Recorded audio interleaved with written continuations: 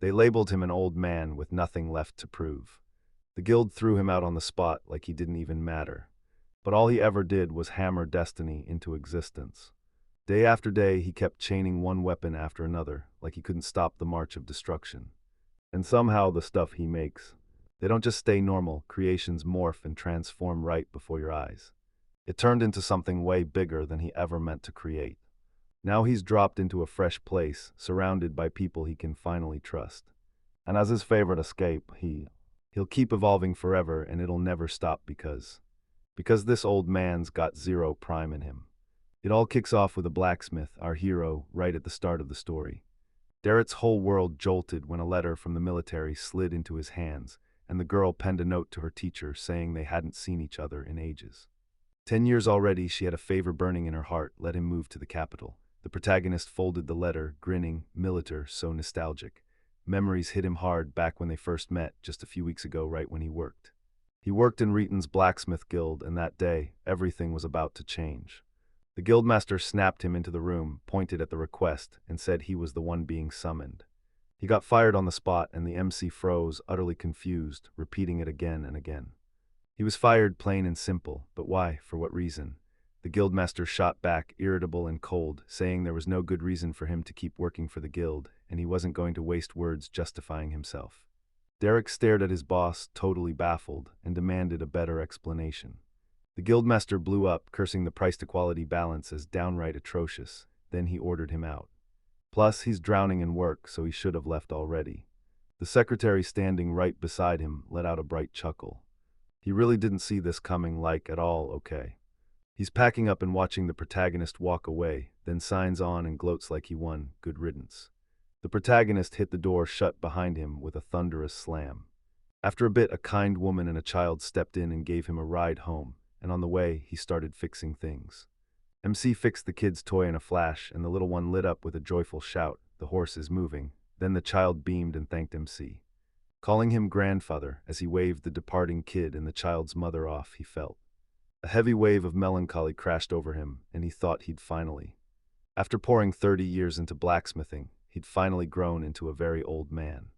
Darrett tore off for the kingdom of Gloss, too. When he finally reached the capital, he hit the brakes, because what he found there left him completely stunned, with even more waiting beyond it. More faces than last time packed the place, and now that I think about it, he'd be able to handle it. He barely got out of his hometown in Wrighton, then his dismissal hit like a launch pad, and he moved in fast, eyes set on the next step. He slipped up to the meat stall and asked what she'd suggest, and she fired back, asking if he wanted the roast boar or the cow meat. Meat, he thought, why not? After he paid, he shot the stallholder a quick thanks, then dove in, savoring every juicy bite like it was pure magic. The stallholder blinked. She'd never seen him before, not once. "Where'd you come from?" she demanded. Dyaert said Reeton. Then he started to talk. He'd were Reeton. He'd worked for the blacksmith's guild there until they kicked him out hard. Then out of nowhere, screams shattered the air and a woman was yelling at the stallholder. "Wait, is he?" He finally clocked the falchion's price, and it couldn't even slice through a branch. She was gripping a weapon that was already broken. The stallholder snapped back, annoyed that she just can't figure out how to use it, and the protagonist's mind raced. Were they really clueless, or something was off? They were in the middle of a heated argument when the stallholder snapped back, straight from the weapons shop, because their weapons had a terrible reputation. The protagonist gave a quiet chuckle like, "Yep, those people are everywhere." He told the woman he'd just sneak over for a quick look, and she snapped at him to be careful. Careful, he slipped through the onlookers, weaving fast, and kept apologizing again and again. Dell barreled forward, still shouting at the merchant that a steel sword should be able to deal with it. A plant monster, right? He hawked her a fake deal, didn't he? So the merchant snapped back in fury, saying he'd already told her she had zero proof, and the woman just boiled with rage. Her young daughter stood beside her and started pleading, begging her to run. MC snapped her gaze over toward the Dell gripped a broken sword and muttered, "It's steel, right?" He snapped his head to the merchant and told him, straight up, that lying was wrong. Both sides gawked at him in total shock. Dyaert kept going. "He's a blacksmith, and this falchion, it's no steel at all, it's nothing but tin." The merchant snapped, furious, "Nothing like that, this is all slander." The protagonist snapped his head toward the woman, demanded the rest of the weapon for a second, and then, "Here's the proof, look right on the blade, you can see the ripples for yourself, if it weren't steel." With steel inside it, the mark would have landed perfectly straight, and the moment it happened, the whole crowd erupted into restless murmurs. But this old man is dead on. One blacksmith he'd once known told him the very same thing. The merchant snapped, swore up a storm, and glared at him like he'd just betrayed him, so they had to call the guard. The protagonist smirked and admitted he'd been straight up tricking people, feeding on their ignorance. Only a pathetic blacksmith would pull a stunt like that. He should have taken the heat and owned it instead. He hissed with pure rage, "Shut your mouth. You'll run off customers because of you." Finally, the merchant snatched the sword off the counter, lunged at the MC, and barked out his irritation like, Don't try to lecture me." Dorette didn't lose a single ounce of control. He snapped a curse, shoved the crowd aside, and stormed forward. He snapped into a fighting stance, and right then a female voice burst out of nowhere. He snapped back out, barking orders for them to stop. This wasn't just a threat, it was pure military command. She lunged between them and shoved the merchant out of the way. And he snapped orders to her soldiers, "Drag him away." The whole crowd erupted in cheers. This world finally felt fair, and they started to rise right there. And then he whispered, because only the soldiers' commander had that kind of authority. Dell thanked the girl and turned to the protagonist like, "Wait, you."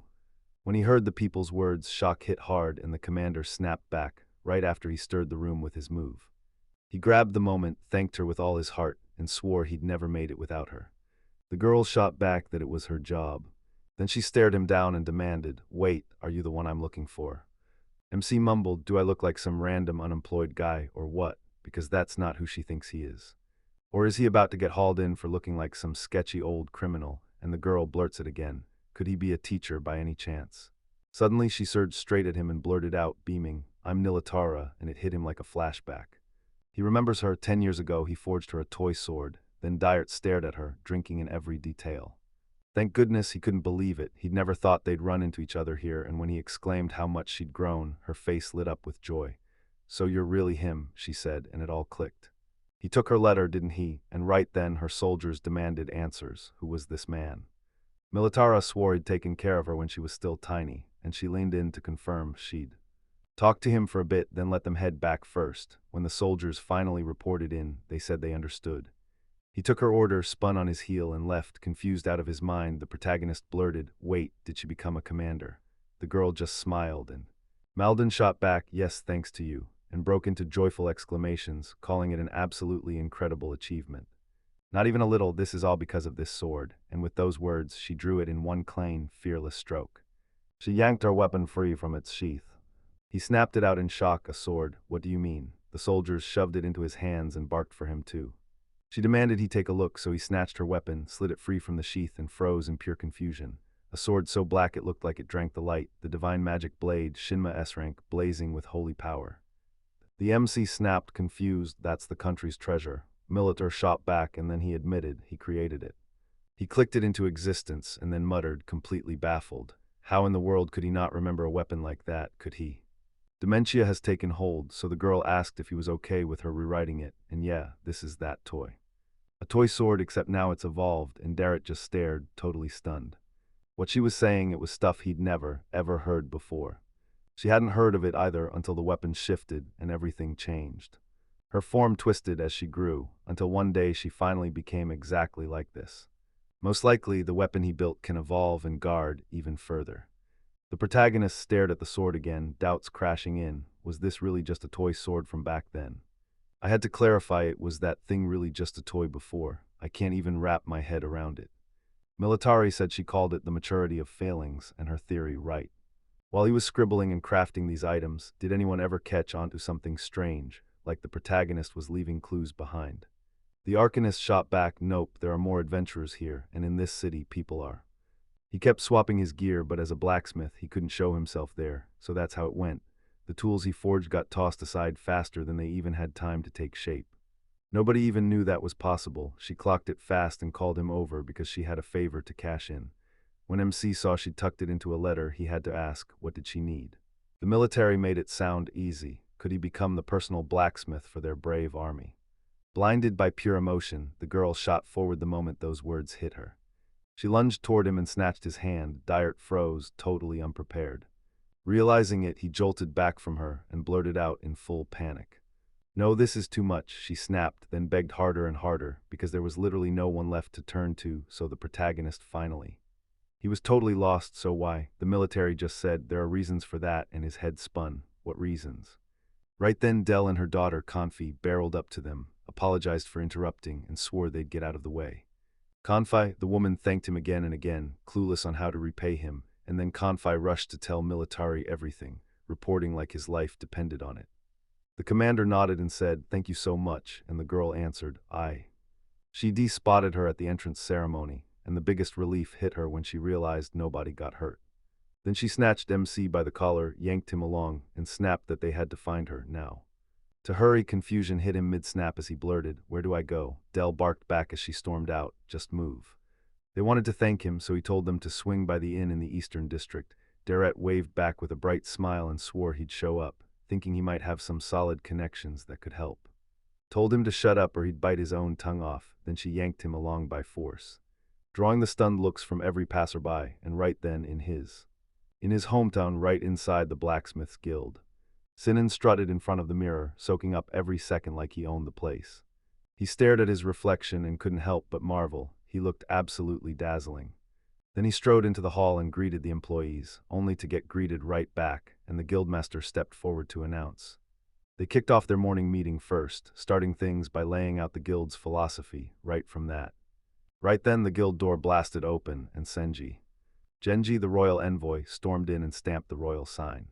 He froze in shock and blurted out, "Who are you?" Right then Senji shot forward and demanded, "Is Lord Dyert here?" And as for his own business, he said he was an envoy. From the royal palace, Senji's on the move, hunting down the legendary blacksmith Dyert because he's got a favor to beg. Sign on. Sign on. Wait, surprised, got it. Derek just asked for a favor, and now it's way bigger than yes or no. Zaret, yep, he's the guildmaster in this place. So tell me, does he owe Lord Sinan any favors? You shot back no, and straight up told the guildmaster. Wasn't having it. Rage flared in them, and the guards drew closer.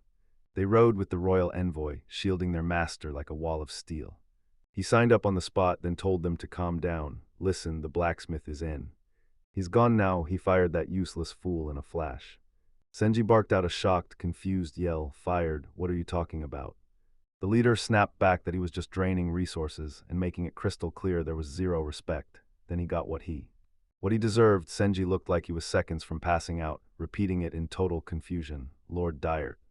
The blacksmith who the queen herself prized was suddenly cut loose, like the world ripped out under his feet, and it was just heartbreaking how all of this spiraled. The guards shoved a long box into the envoy's hands and demanded, "So what do we do now?" "So do this, sign on, take a look, and pass it straight to him, send it to you." They argued back, but the request was clear, hand it straight to Derek. The guildmaster yanked the box from the guard's grips and Senji snapped, "What's in this box? Show it to me," and shot a glare like, "So what's he even doing here?" Here Sinan blasted the words, "He's the guildmaster, way more experienced than that black." The blacksmith slammed a box onto the table, cracked it open, and froze. There it was, the angel sword Amatsurugi, glowing like a dream as he stared in awe. The weapon was S-rank, drenched in holy power, and the guildmaster just froze, then placed it down and said, "Beautiful, now that's the blade of a true angel." Senji snapped that they should have handed it straight to Lord Dyert for repairs, and the guildmaster blurted, stunned, "A treasure, why would we give it to him?" The envoy shot back that it was all thanks to him, because he had made it. He signaled with fury in his head, no hesitation, just the next move, direct. But Lord Dyert himself forged the thing, and then he yanked Senju up by the collar.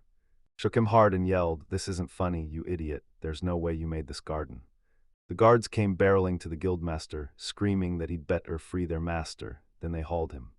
An old sign on the side stared back at him, trying to soothe the fire in his chest. Then the envoy finally said, "Yeah, well, yes. Yeah, he wasn't like that, because Amatsurugi isn't just any blade, it has evolved into something far more dangerous." The guildmaster stared, totally baffled. Wait, the sword evolved, do they really think he's... Senji snapped that it was true, and the queen hit the panic button, instantly ordering a full search for. Sinan felt like he was losing his mind, queen, treasure, evolution, everything crashing through him at once. He screamed like, "No way, I can't take this." Then he snapped, "I've got to fix it." He fixed it himself in the blink of an eye, then snatched the sword, while the messenger panicked and tried to block him. Stop him because he wasn't Dyert. Sinan protested, but he was all ready. He was the guild master, the top blacksmith in town, and with a smug grin he kept bragging, "Yep, I'm the guild master," as he made them. Senji's stomach dropped, then it hit him. The guild's leader had kicked them out, and it all clicked too perfectly. Telling them to wait outside, then he stared at the blade and muttered under his breath, Yeah, but that's easy. I just sharpen it up on a wet stone. As he dove into the task, he swore to himself he'd never once sharpened a sword in his entire life. But he'd seen his crew pull it off first, so he could do it himself. Come on, handle it. His observation skills are razor sharp, and he's mastering. Right when everything was perfectly in sync at the master level, the messenger and the guards suddenly caught a brutal, earth-shaking noise blasting out of the guild. They snapped into panic. Senji hit the door hard and started screaming at the guildmaster. "What's that thunderous sound? Wait, is he okay?" Sinon answered. "Yeah, he's still grinding, even though he's been snapped at, so hush up and keep it quiet, because that whole GS thing isn't over yet." The guildmaster was in full panic, staring at the ruined blade as dread crashed in. Something had gone terribly wrong. Wrong, this is a disaster. He smashed in and stole the nation's treasure. Execute him, hang him, behead him, drown him. That's a brutal crime with no mercy. So there he was, kneeling. He set his hands on his chest and just froze there, waiting to decide what to do next. He tapped into his breathing technique and forced his panic to fade. He forced himself to breathe, think clear, and hunt for the answer, and then finally, after a while, he shouted, "That's it. If the blade's cracked, just glue the two halves back together. Somewhere around here, glue has to be hiding." Guildmaster, panicking, tore through. He yanked open the drawers and snatched the thing he needed. Then, after a short wait, he marched right up to the edge of the envoy, leaned in and thanked him for waiting. Then Senji clocked it. He'd wrapped it up way too fast. Guildmaster, clear. "All right, let him check his work," Sinon snapped, and he warned that amateurs had no business touching it. Then he tried to cut the rest of his sentence short. "Nothing can be done with the sword S." He brandished the sword for a while, and the envoy tried to protest, but the guildmaster snapped, annoyed. "Is he really saying he doubts?" "Doubts him?" Senji just scratched his head, looking sheepish, like, "That's not the point." Sinon grabbed the sword herself, held it up to the envoy, and pressed him with, "So tell me, how is it still just as beautiful as ever?" Senji leaned in and squinted, but the blade still had rough spots. Then Sinon snapped that he was making it up, like this was all in his head, and Senji insisted it had to be put back. "He'll slap that treasure right back where it belongs, just like before," and as he set it down, the thought hit him. If they caught it later, he'd shove the blame onto them. But right then, something else started creeping in. Then the unexpected hit. His sword twitched, like it was about to leap straight out of his hands. He twists through the air, slams onto the floor, and shatters into two. The whole room froze. Nobody could make sense of what was happening. How in the world did this happen? Then, just a beat later, Senji snapped, shouting. Sinon fumed. Wasn't he supposed to fix it? The guildmaster froze mid-sentence. He glanced at the stunned crowd, lifted his chin, and said, "This is so strange, I can't believe it." He was 100% sure he'd nailed the fix, until a nagging doubt crept in like, what if he'd messed it up? The envoy clutched his head in panic, frozen on what to do. Then he saw. He suddenly snapped at the sign, "You idiot, what?" So what did he do? Right after those words, he slammed the guildmaster in the face with everything he had. Sinon seethed. What is he even doing? The envoy was livid. Sinon didn't trust him at all. The guildmaster snapped to speak up, calling it plain rude, but Senji shot him a cold look and cut in with a grim voice. A voice tore through the air yelling, "You're under arrest," while he screamed at the top of his lungs. Then Tourette shoved the next word into my ears. Military, everything that had happened to him, all crushing down in one hit. In the end, he finally blurted out the truth. He'd been kicked out of the guild. With tears in her eyes, the girl bowed her head, slammed both fists onto the table, and blurted out, "Firing a legendary blacksmith like him is straight up brain dead. This guildmaster just hit rock bottom." The whole thing felt like the height of incompetence, didn't it? She snapped her fork into the dessert in a rage, and the protagonist even jumped back. Flinched at the gesture. Right then, Sinon was already being jostled in a carriage, racing toward the capital, while the guards. Ward snapped at the clumsy craftsman to freeze in place, while the guild leader, slumped between the guards, stared around in total confusion, like he couldn't believe what he was seeing. How did everything crash into this mess? No, it all happened because if he moves the right way, it's only a matter of time before he crushes it. Get revenge later on at the Gross Army base. The military hurried up to the protagonist, apologizing for dragging him into service as their personal blacksmith. He shrugged it off. Right now, he just needed to hear the truth he had to know. She answered, "All right," and told him to figure it out for himself. She dragged him straight to this huge building and told him with a grin that it was their forge.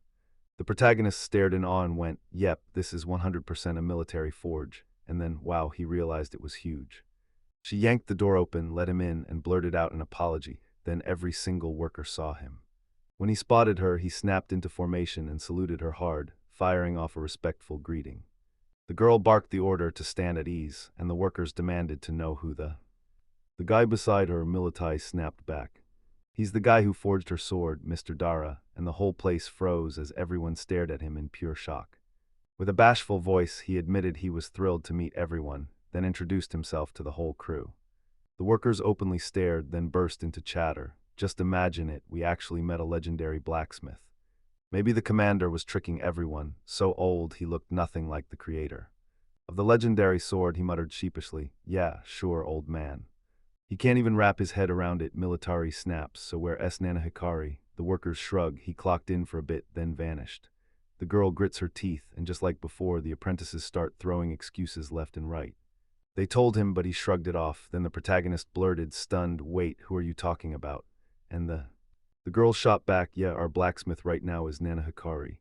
Then she added, "His family kept throwing in massive donations, and he's the only son of Duke Felgrimdi. With that nasty attitude of his, he's a trash blacksmith, and right now all they can do is—" He shoved his eternal rage down deep, thinking, there are people like that everywhere, she said, but the teacher in the room was on a whole different level right then.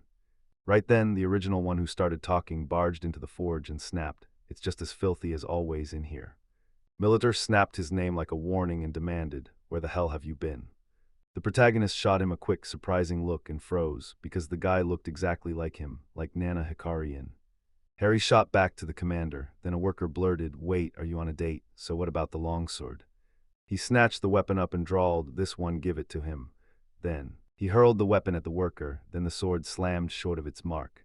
It tore through the air and slammed down right in front of the worker, making him jerk back in pure shock. Then the weapon clattered to the floor. MC froze in total disbelief. "Are you seriously doing this?" He's not even trying to hide that brutal temper of his. Nana Hikari blurted, "Would you look at that, perfect." The worker snatched the weapon, thanked the blacksmith, and then the protagonist stared at the sword's blade, stunned by its awful workmanship, like nobody had ever so much as laid a hand on it.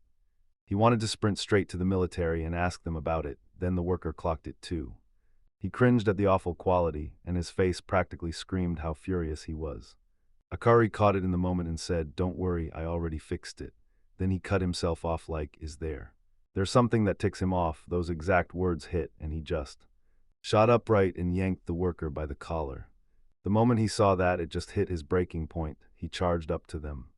They pushed in, grabbed Nana Hikari's hand, and yanked it away from the work. A worker snapped that if the Duke's son was a blacksmith, he'd better fix his own work, and the Duke's boy blurted, "What do you want?" before he demanded the worker yank his hands off him, fast. Soldiers tried to steady the Duke's son, telling him that the man he was fighting had forged her legendary sword, made by a master blacksmith. From Rayton, Nana Hikari's surprise hit the room. She leaned in and demanded, "So what did you say?" Then she dropped the real words, "I added," and the moment got even bigger. He's already a top-tier blacksmith, and now they're about to get him a second one too. The Duke's son said, "Then fine, let him prove what he's got," and Deret snapped. Nana Hikari blurted, "Yeah," and the moment he asked in surprise, she shot back, "It'll be a duel of blacksmiths, and they're going at it with swords. They'll fight with swords they forged. Whoever's blade snaps loses, but there are two nasty conditions. First, they're stuck using only what's right here. That blade is going to be handed to Confi, the fresh-faced newbie and the story's main protagonist." She froze in shock, recognized the girl, and blurted out, Confi, wait, how long has she been here? She's tiny, like ridiculously tiny." He brushed right past her without a second glance. Then the girl's eyes went wide with shock as she stared at them. The protagonist nodded and shot back, "Okay," to Nana Hikari. "Okay," he snaps back, and Militara blurted, totally confused, to her teacher, "What's going on?" The Duke's son snapped back, "It's official, done. The duel starts in 5 days. If he loses, he's headed back to his village, but the MC made it clear, win the fight and he'll bring his work with him." Nana Hikari snorted with pure contempt, then shot him a glare and demanded, "Who do you think you are?"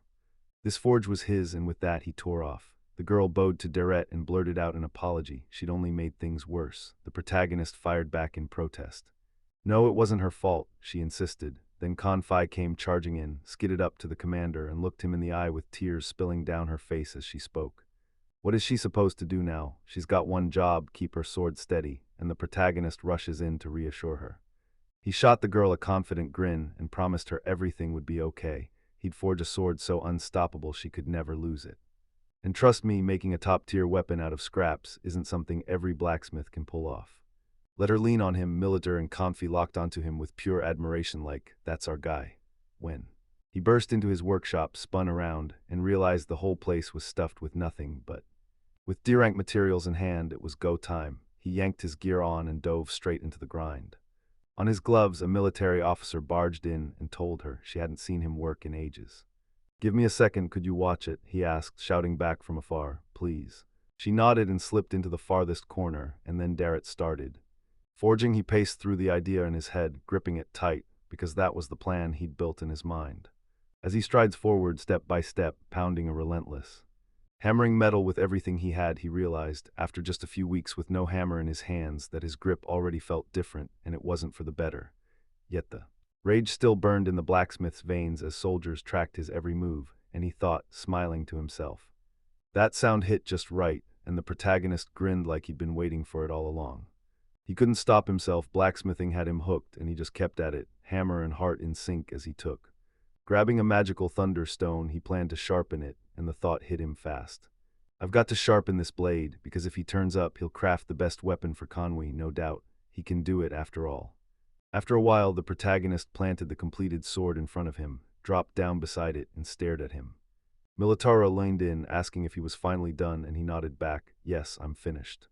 After 30 years as a blacksmith, he slammed into the work at full speed. Then bam, the weapon came out S-rank, a real treasure, way higher than he ever expected, and still something felt off. Nah, not likely. She stared at the finished weapon and clocked it instantly, like he'd definitely pushed it too far. Militara shot the soldiers a sheepish laugh, then, after a few tense moments, announced that Lord Dyert's sword was finally ready, and she called Confite to her. Everyone started talking at once, and you could feel it. He was a total master, finishing it so fast it made your jaw drop, and you couldn't stop wondering, what kind of sword was that?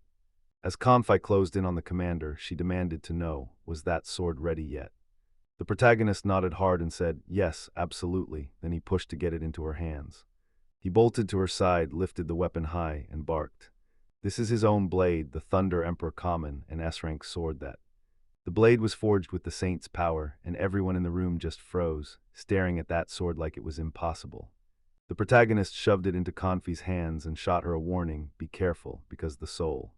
The sword's edge sliced through the air like pure lightning. She stared in awe and blurted, what a beautiful blade. Militaris told the MC he put his whole heart into it, so she better not let him down. Don't let these feelings go to waste, Confire swore she'd make sure of it. Then the girl blurted out to everyone, I'll train every day, confide in me before the battle. The soldiers erupted in pure joy at the announcement, yelling, with the commander's blessing, she will become stronger, and she warned the girl to stay razor-sharp tomorrow, and the girl beamed, saying it'd be done. Wished her luck, and while that was happening, back at the Nanahikari estate, he burst out shouting like something had gone terribly wrong. Rage surged through me. How dare that old man Dirt pull something like that? He huffed to Ijan, his maid, and demanded she go see. His hand flushed red as if it were burning, and he swore he'd never forgive that idiot. He blared the maid's name, and she shot him a furious look like she couldn't believe he'd dare, and then she snapped, well. What her stare made him squirm, and he couldn't stop thinking she thought he was a total. He's ridiculously capable, but there's something unsettling about him, like he's creeping under your skin, and then he says it out loud. These beatings have to get written down, and he's got to get sued. The girl shot back a curt no as she tended his hand, like he was already dead wrong. No way he was. He gaped in shock. Why? She grabbed the bandages and wrapped the red, stinging spot on his skin, answering him with every careful move. His hand was perfectly fine, so the Duke's son just snapped a hiss through clenched teeth, then shut his mouth and said nothing, while Ajin stared down at the table. Nana Hikari strutted up and bragged, yeah, these are S-rank materials, full metal. Metal, Thunder God Stone, Platinum Steel, Earth Dragon Scale, Eternal Flame Stone. He'd grabbed the absolute best from his vault so he can forge the finest blade Blacksmith has ever laid eyes on. She snapped back again, got it, and that was all she said. He let out a chuckle, thinking, go on, let that old man see what happens when I get going. As revenge burned in his blood, the training day finally rolled in, and Militar couldn't hide his nerves.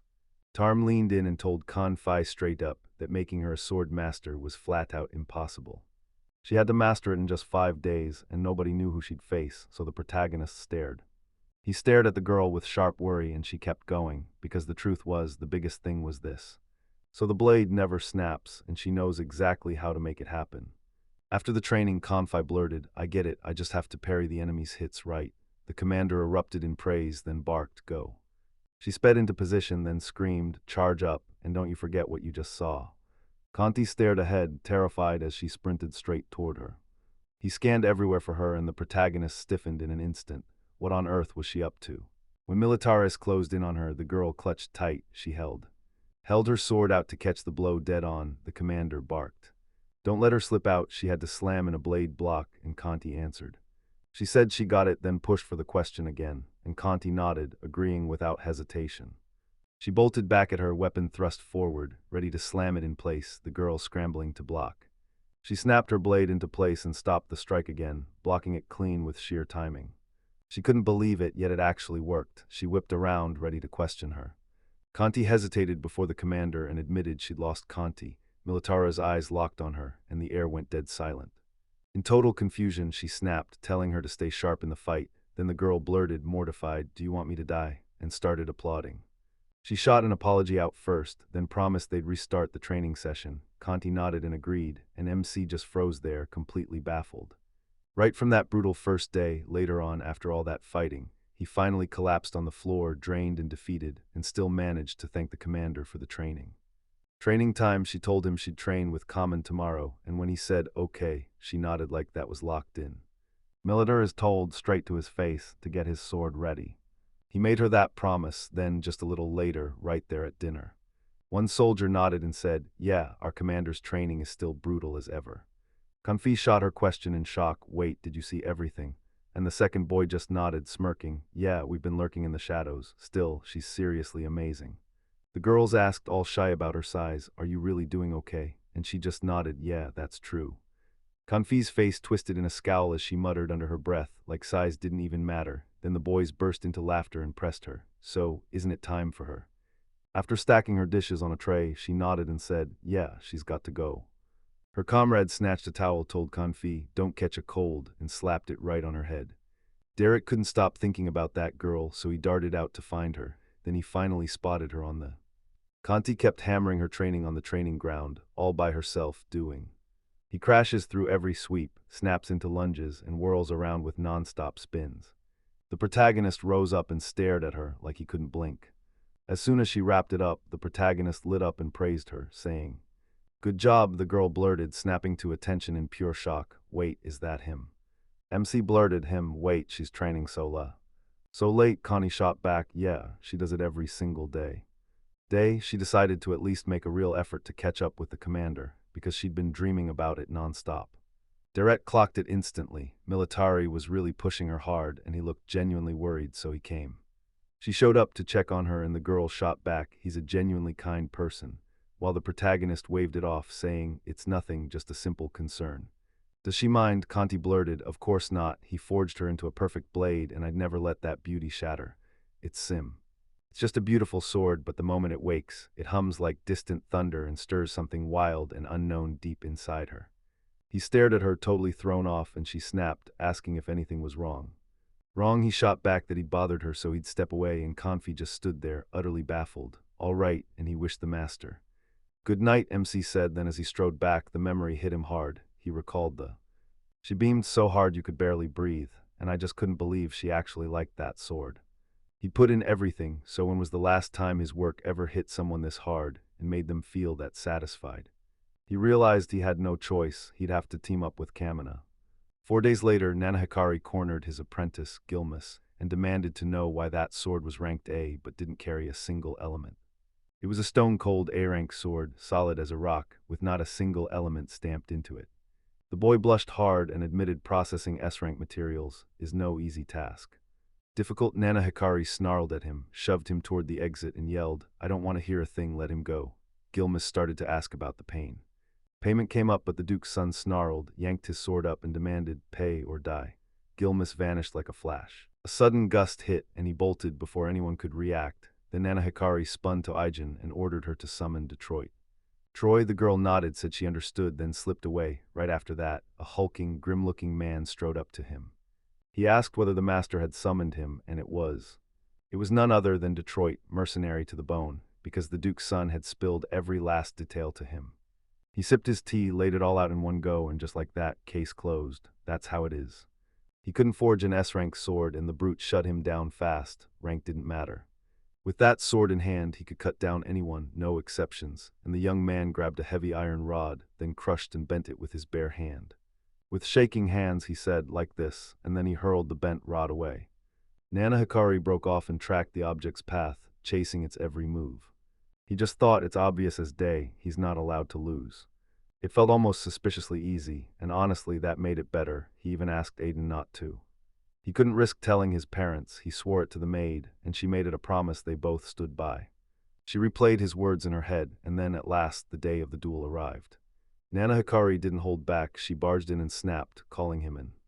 An old man, then our hero, clocked it, 5 days without seeing each other. The Duke's son smirked and jabbed, congratulating him like, guess you didn't bolt after all. Then he vanished, boom, everyone stunned, staring at the empty air like it just broke reality. He stared at the arena like it was about to explode, then the announcer boomed. Lord Nana Hikari clashed with Lord Dyert, straight up in a fight that lit the whole arena on fire. Steel slammed to steel, two blacksmiths faced off in a no-holds-barred duel. Right as soon as he appeared, everybody started whispering like crazy, wait, is he the destroyer? Detroit, is that really him? Just look at Confi's face, no way that's not him. That sword hit the world like a bomb, Militara's fury erupted, no question about it. A brutal, one-sided fight, no doubt in the protagonist's mind. Hikari smirked and said, it's obvious as day, the sword is a total fake. The announcer kept pushing, whose sword cracks first, and anyone who dares step outside. Step outside the arena and you lose. Again the military hits the roof, yelling that these rules are rigged. Hikari let out a derisive snort, like she couldn't stand the very sight of it. The choice sneered like it was comedy. Seriously, this tiny thing is his opponent. Confi clutched the hilt of her sword like her life depended on it, and then the announcer gave the signal to start the duel, and Mary screamed and swung his weapon with everything he had, blasting out. A brutal shockwave tore through the air. She barely kept her balance, then forced herself to step forward. Detroit's attack hit like a thunderclap, and everyone in the room gasped in shocked disbelief. That strength hit her like a thunderclap, she nearly got blown off her feet. The mercenary lunged to attack, but Confi dodged every. He unleashed every attack at once, and the opponent snapped in furious screams. You can't keep running forever. Forever, he trapped his opponent in a corner and grinned like a villain, shouting, there's no. With nowhere left to run, chaos erupted among them, then someone. Someone shrieked, no, he can't take this, and everyone turned to stare at the mercenary. Heckled her opponent and demanded she just give up. Finder Confi cut him off instantly, her voice ironclad. No way, I'm not doing that. Detroit started to speak, but she'd already shut it down. He said it darkly because he'd warned her, and now regret was coming fast, rolling off him like an ominous storm. An ominous aura hung in the air. Confi stared him down, trusting her commander's training as she braced for whatever Mr. Darrett hand-forged Kamina's sword just for her. Mercenary swung his sword and roared, just don't you dare die. The girl answered without hesitation. She refused to go down. Detroit launched into the frenzied screams from the stands, but Confi slammed the attack shut, and then she did more than that. Something unreal just happened, only a tiny fragment of the mercenary's sword erupted loose from his grip, and the audience went wild. He blurts it out, then total confusion crashes over him. The destroyer's sword shattered into pieces, and the protagonist was left staring at the. Confused as hell, did he seriously overdo it with that sword? The commentator slammed it down, the winner was the sword.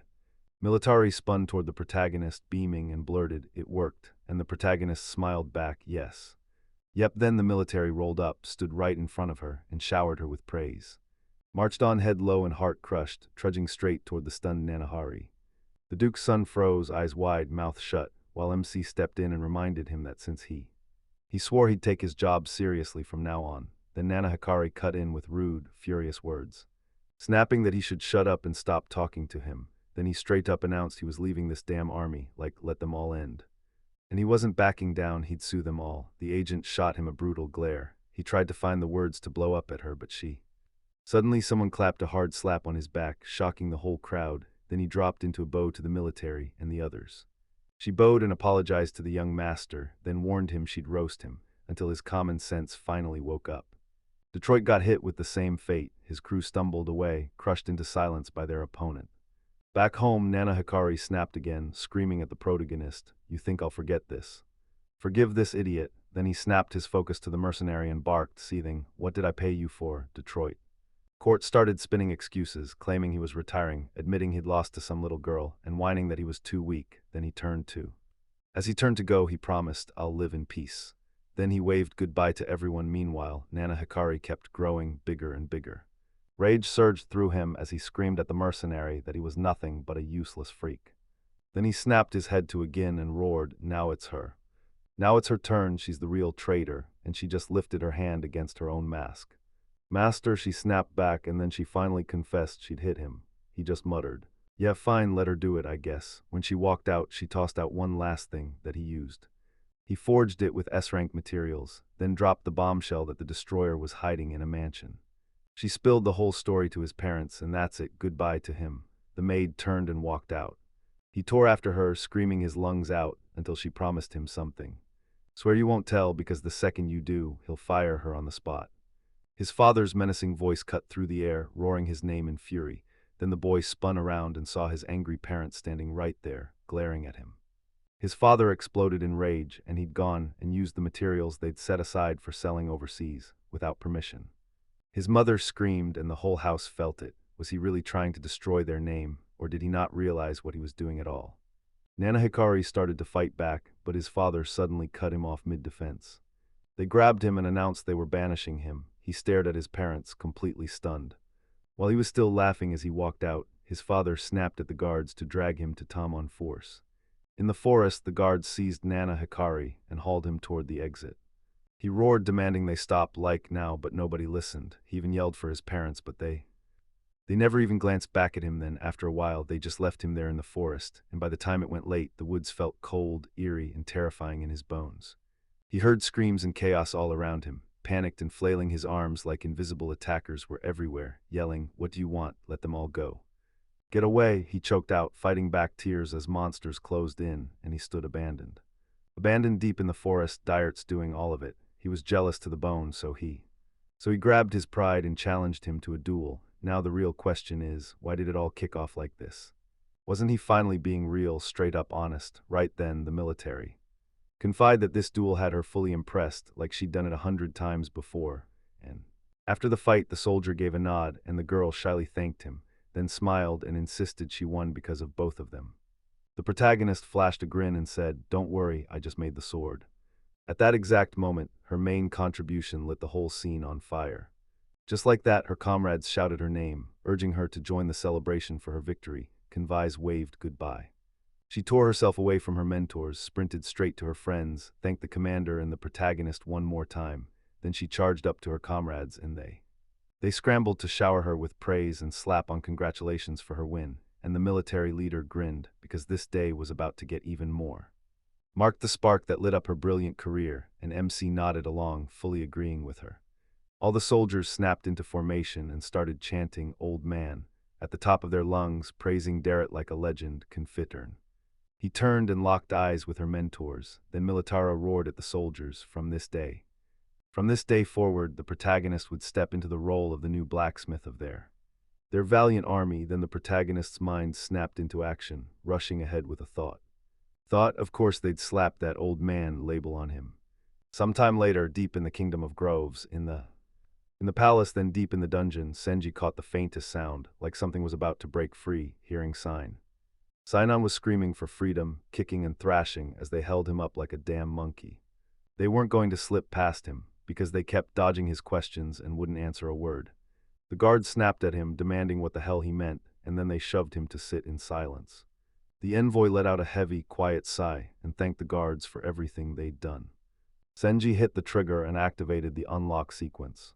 The cage door clamped shut with a brutal locking device, pinning him inside. He grabbed the guildmaster and shouted at him to come out. After a while, one full line of soldiers marched into position at the protagonist's forge, just to show up, and to their shock, one of the warriors leaned in and told the protagonist that, thanks to his repairs, swinging that blade got way easier. So the other two lined in and told him to tweak yet another sword, quick. Sword and shoulder pads gleamed, so the MC snapped, "Wait a second," and everyone lined up, one after another, instantly. Worley's rage finally fizzled out, and he just sat there, waiting with total patience as he sank into a chair. The soldiers then spotted the weapon on the wall and started. He started staring, totally stunned by how beautiful it was, and the moment it hit the air, everyone erupted in an argument over who gets to grab Kamen's sword. Comfy burst into the forge at that very moment, grinning, and declared she wouldn't lose a thing. She was supposed to be the sword's real owner, and one of the soldiers spotted the plaque dangling under it, demanding she pull off an S-rank feat. Comfy cut in, That's just the job of a commander, like when he crushed one of the 4 demon kings, Darrett, and the moment he heard it, he blurted out in shock, unable to believe it. Militara beat a demon king. They all shouted, yes, she's unreal, that's a real hero right there. He figured forging a sword and then landing big hits with it sounded unstoppable, while the soldiers kept right on arguing. Kamina was forged by Dyer, and he's pure legend. And yeah, I want to be that cool, badass old man someday. He let out a chuckle, wondering if anyone still had the nerve to call him an old man. Then he pushed up from the... He slams the table, declares he's finished for the day, and tells them to all come back tomorrow. The crowd started lining up way too early, and at that exact moment, the militia. Militaru strode up to them, grinned, and told the protagonist, excellent work, he's been swamped all day. The protagonist answered. Turns out there was even more work than in Rattan, yet he finally felt satisfied. The girl burst into laughter and said she was so happy to hear that. Because of him, the whole unit shifted. Every single soldier suddenly wanted to be like Kamina, and they vowed to take their training dead serious. Seriously, the MC broke into a grin and said this was the absolute best. The ultimate compliment for a blacksmith, he bowed, thanked them for every single thing and meant every word.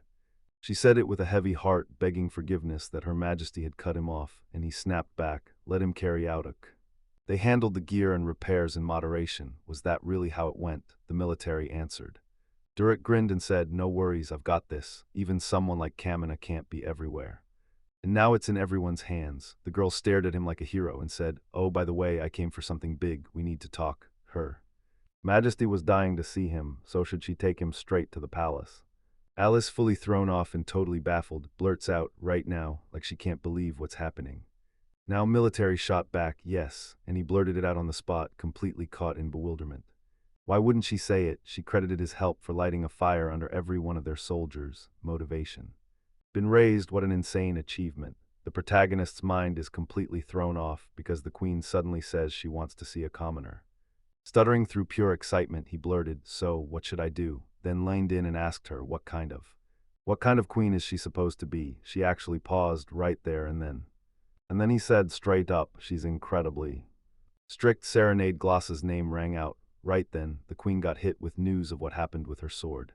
Lord Serenade stared into the night and realized a Matsurugi had to be brought. Was shattered, Senji told her with a smug grin that this man, Sinon, had totally duped him, and he still couldn't wrap his head around what that guildmaster was doing. He knew he'd botched it, so he braced himself to own the mess, while behind him, the guildmaster himself dropped to his knees. Serene's face lit up with pure devotion as she told her messenger he'd made a mistake, and the boy straight up said he was ready to take his punishment. She lashed him with the whip and spat out her irritation, and he knows it. She absolutely can't stand incompetence, so this time she was going to strike again. Hit him even harder, Senji nodded in agreement. Sinan's eyes blew wide, confusion slamming her face as she blurted, what's going on? The queen snapped her focus to him and bellowed, now. Now it's his turn. She smashed into him with even more force, screamed that he was trapped, and the fight snapped shut. Trash, the guildmaster who shattered their country's sacred treasure. When it hit, the leader screamed in agony, and the sound seemed to pierce everything in his entire. With every brutal hit, she forced him to own his uselessness. Then the guildmaster bellowed at the top of his lungs, begging for mercy. Serenade snapped in rage that he'd never lead the guild again. Then she slammed into him again, and he shrieked hysterically, so what the hell happened? After a tense stretch, MC slammed to a stop in front of the throne room doors, only for the militarists to bark that the protagonist needed to. He couldn't just stop there. Could he really handle this? He muttered back, I'll need at least a year, and panic tightened around his heart as was about to jump out of his chest. She grinned and said, nice try, but don't worry. Everything's gonna be fine. Her Majesty only smiles on the ones who can truly handle the job. The ally. The allies marched in and dropped to one knee before the queen, and she lit up, praising them for making it here, proud to see them standing strong. Soldiers snapped that she had dragged the exact blacksmith right to her, so the protagonist jerked his head up and with a voice trembling like it might break, swore that Darrett was him. Serenade beamed and proudly told him he was the legendary blacksmith who forged Kamen and Shinma, then reached out, grinning as she said she knew he was the very best.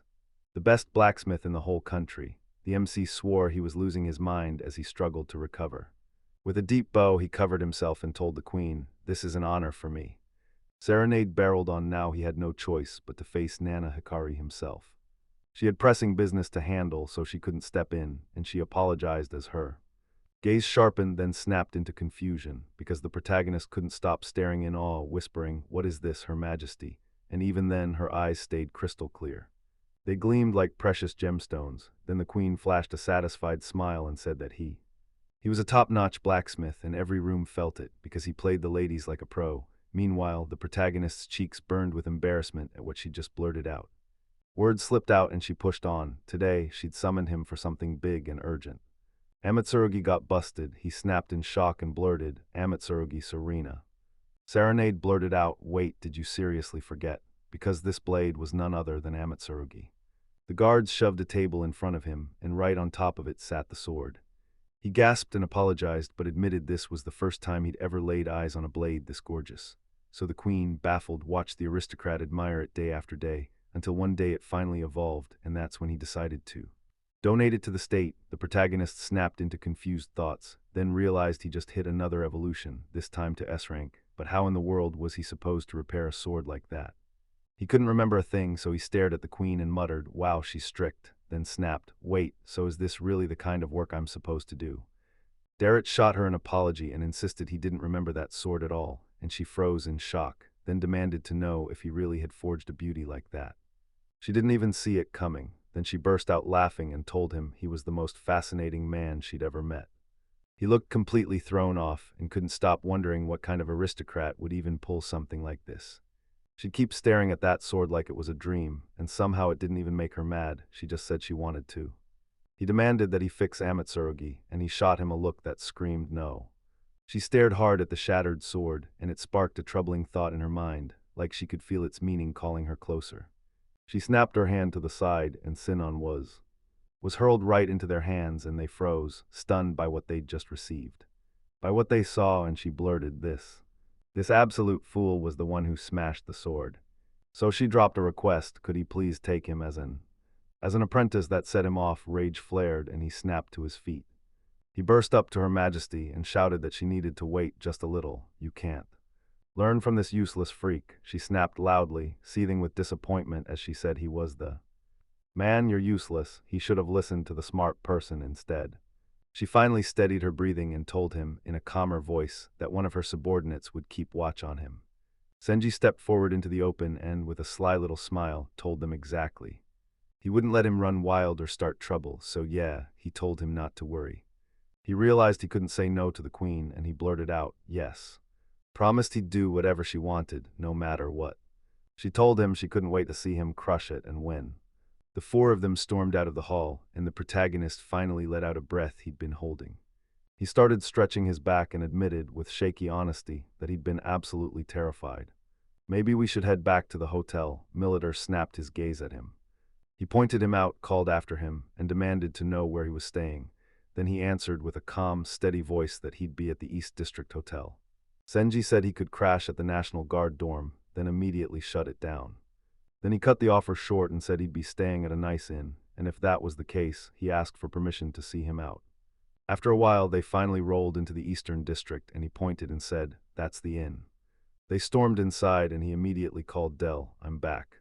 She lit up, turned to him, and shouted that he was finally back. He was late, and panic clawed at her, until the military thing got very. Rage surged through him as he snapped that she was living here too. She stared in total confusion, then nodded anyway and promised she'd get the room ready right away. She froze in place, waved him over, and demanded, "All right, what's first today, bath or dinner?" Then he grinned and said, "Dinner, because if you're here, we're eating first." First Sinon fumed, scowling, then blurted out why he was the only one getting all the special treatment. He would, Sinon. Senji snapped. He got furious, kicked him, and roared that nobody was going to let him stay here. Then she quickly apologized, saying there weren't any free rooms left, only the stables remained. Rage surged harder in him, and then he yanked the guy by the ear and barked for him to calm down, because they had to go, and he He blurted out loud, fed up, and everyone suddenly remembered. This guy is the guildmaster, so are they really mocking him? That comment sparked a fresh wave of rage, and he yanked the truth out in a loud snap.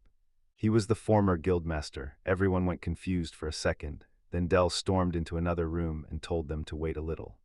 MC nodded and Militer swung into action, calling the teacher right away. He faced her and she asked if he had plans tomorrow evening. He said no, and her smile lit up as she. That happy look faded because by evening they'd finally be alone, and the very next day they both marched out to meet several workers and traded greetings. Like everything was normal, one of them even spoke up. They claimed Nanikihari had fired them, yet somehow they were thrilled to be back because it had been ages since they'd seen the commander. They looked aside and admitted they'd finally realized there were others out there just like him, who would dare shatter a national treasure like that, and if they can pull that off, shouldn't they be executed on the spot? He only got away with it because their queen was. Merciful. Senji snapped, called him over, and declared it was time to start repairing Amatsurugi. The worker tore open the bag of glittering treasures and told him, "I need you to use these right now." He slipped those materials away from Nana Hikari, because using them this way felt like the best shot to keep everyone smiling. If you managed to fix a Matsurugi with this, it'd be a massive honor, straight up legendary. Deret poured over the materials, lit up at what he saw, and said he could use them. Then a worker hauled him over and asked if he did. He didn't care at all if it meant letting him see how it worked. He'd opened the door, and the other workers kept asking too, so he let them all in, and then he slammed the broken sword onto the table, staring at it like it was a masterpiece, and thought, what an amazing blade, someone really did a great job. Can he finally outdo his past self? Everyone's fired up and staring at him like something legendary is about to happen. I leaned in with pure excitement, waiting for him to finally get to work, and once he pulled on his gloves, his mind raced with one thought he tried to ignore. Don't overthink this. Don't overthink it. Later, he whipped up the Amatsuragi kite, and the workers exploded with loud surprise as they stared. He was a genius blacksmith, and she's stunned like, how did he even pour a holy element into that blade? She wants the answer, so she asks to be taught blacksmithing herself. Militara beams, calls the teacher over, and proudly says he's super popular. He felt proud to know her, but with a slightly baffled look, he snapped that she shouldn't be exaggerating. Then his eyes locked on Sina. A guy stood there with a furious scowl, snapped his attention to him, and told him he first needed to. He had to grind on how he swung that hammer. He snapped in a furious voice that he had to. Senji slammed him hard on the head, so yeah, he better stop trying to give orders. He slammed the words out loud, telling him not to act so arrogant. He crumpled to the ground and started pummeling him with kicks. Then later, he sank down and sat there. At a metal-topped table, the protagonist shoved a hammer into his hands and told him to go ahead, try smashing the sheet metal, then yanked his hand back fast, because one wrong hit and his finger would be toast. He snatched. He yanked the hammer away from him and snapped his tongue with sharp, clear disgust. He whipped his arm through the air and smashed the hammer with brutal force. He slammed his fist in right on the head of his finger, and it stunned the entire room. He crashed to the ground, started rolling on the floor, and let out a brutal scream of pain. Then he rushed up to him with a worried voice, begging, "Are you okay?" And the next second he swung the hammer up by his own head, shouting at him to stay back and insisting he didn't need anyone's pity. Senji yanked the hammer out of his hands and barked that he had zero permission to swing it, then stared hard at the work in front of him. Workers huddled together, and they started yelling at full volume. Swore they had no right to judge him from above, no looking down on him. Soon they pushed into the tavern and declared it was time. Now it's time to celebrate their master's appointment. They clinked their mugs of alcohol, and the night felt like it was still spinning. The military shot a furious glare and demanded, "Why?" And yeah, Dell and Kanfai were there too, pulling up right alongside them. She said, "I invited you guys," and suddenly the blacksmiths and the soldiers were also there, and when she saw it, fury slammed into her. She snapped, sent. They started gulping straight from her mug, and worry hit her hard, so she called the commander and warned him not to drain it all at once. Then she yanked out two of his dolls, the 25 and the 25, and held them up like evidence. And the 40-year-old versions too. She started messing with the dolls, which absolutely shocked him, and the workers stared back. Then they asked him, "Wait, did she just make another doll?" "Yep, she built a brand new one, and Kanfai swore that from here on out she'll play just like this, and until bedtime, just leave her alone." He lifted his mug and took a slow sip of the alcohol. And somehow the whole image of that stern commander just vanished. Swirling in his head, the thought wouldn't leave. Then Dell called out and told him she'd heard from her. He told her he'd joined the blacksmith's duel, and she thanked him. then he shrugged and said he was only doing his job. She told him to drop the modest act, and then she proved she could crush a man with jaw-dropping strength, all thanks to his sword. He shut her down and swore it was all because of her training. Kanfi mulled it over, then shot him a call and asked straight up if he'd forge a weapon for himself, because he couldn't get it out of his head. Confused, he snapped that he wasn't an adventurer at all, and Militara pressed him, asking why he shouldn't. He better not. If he pulls his own weapon, everyone nearby will get a clear shot. He could clearly see how high the quality was, and right then, he started thinking it over. And the next day, it hit him that it actually made perfect sense. They marched into the forge, and she announced that this gentleman was about to start making. He grabbed the weapons for himself, because when danger came, he had to be ready to defend his own life. Deret said that once he learned how to wield a weapon, he'd be. They swore if he tried, he'd finally master blacksmithing, like it was the smartest move anyone could make. They barely even spotted his weapon, and the soldiers told him they'd teach him how to wield it, so he turned to them and thanked them. He barked a loud, furious sign-on at them, demanding they wait, then repeated the order again and again. Did they just forget about him completely? That's not fair. He needs a weapon right now. Why did he get the only pass to do this? What made him the special one? Senji snatched him up and slammed him onto the table, then yanked his attention and called. He called him an idiot and told him to finally learn how to use a hammer. Then they finally reached the gloss armor warehouses. Boom, right on time, like the next piece of the trap snapped into place. Army, then he snapped into action and started picking out entirely different materials.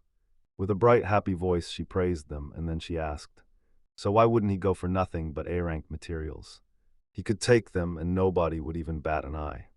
He snapped and refused, saying the low-rank ones would be more than enough. Then why are we hoarding the materials like they're ours? Shouldn't we leave them for the soldiers?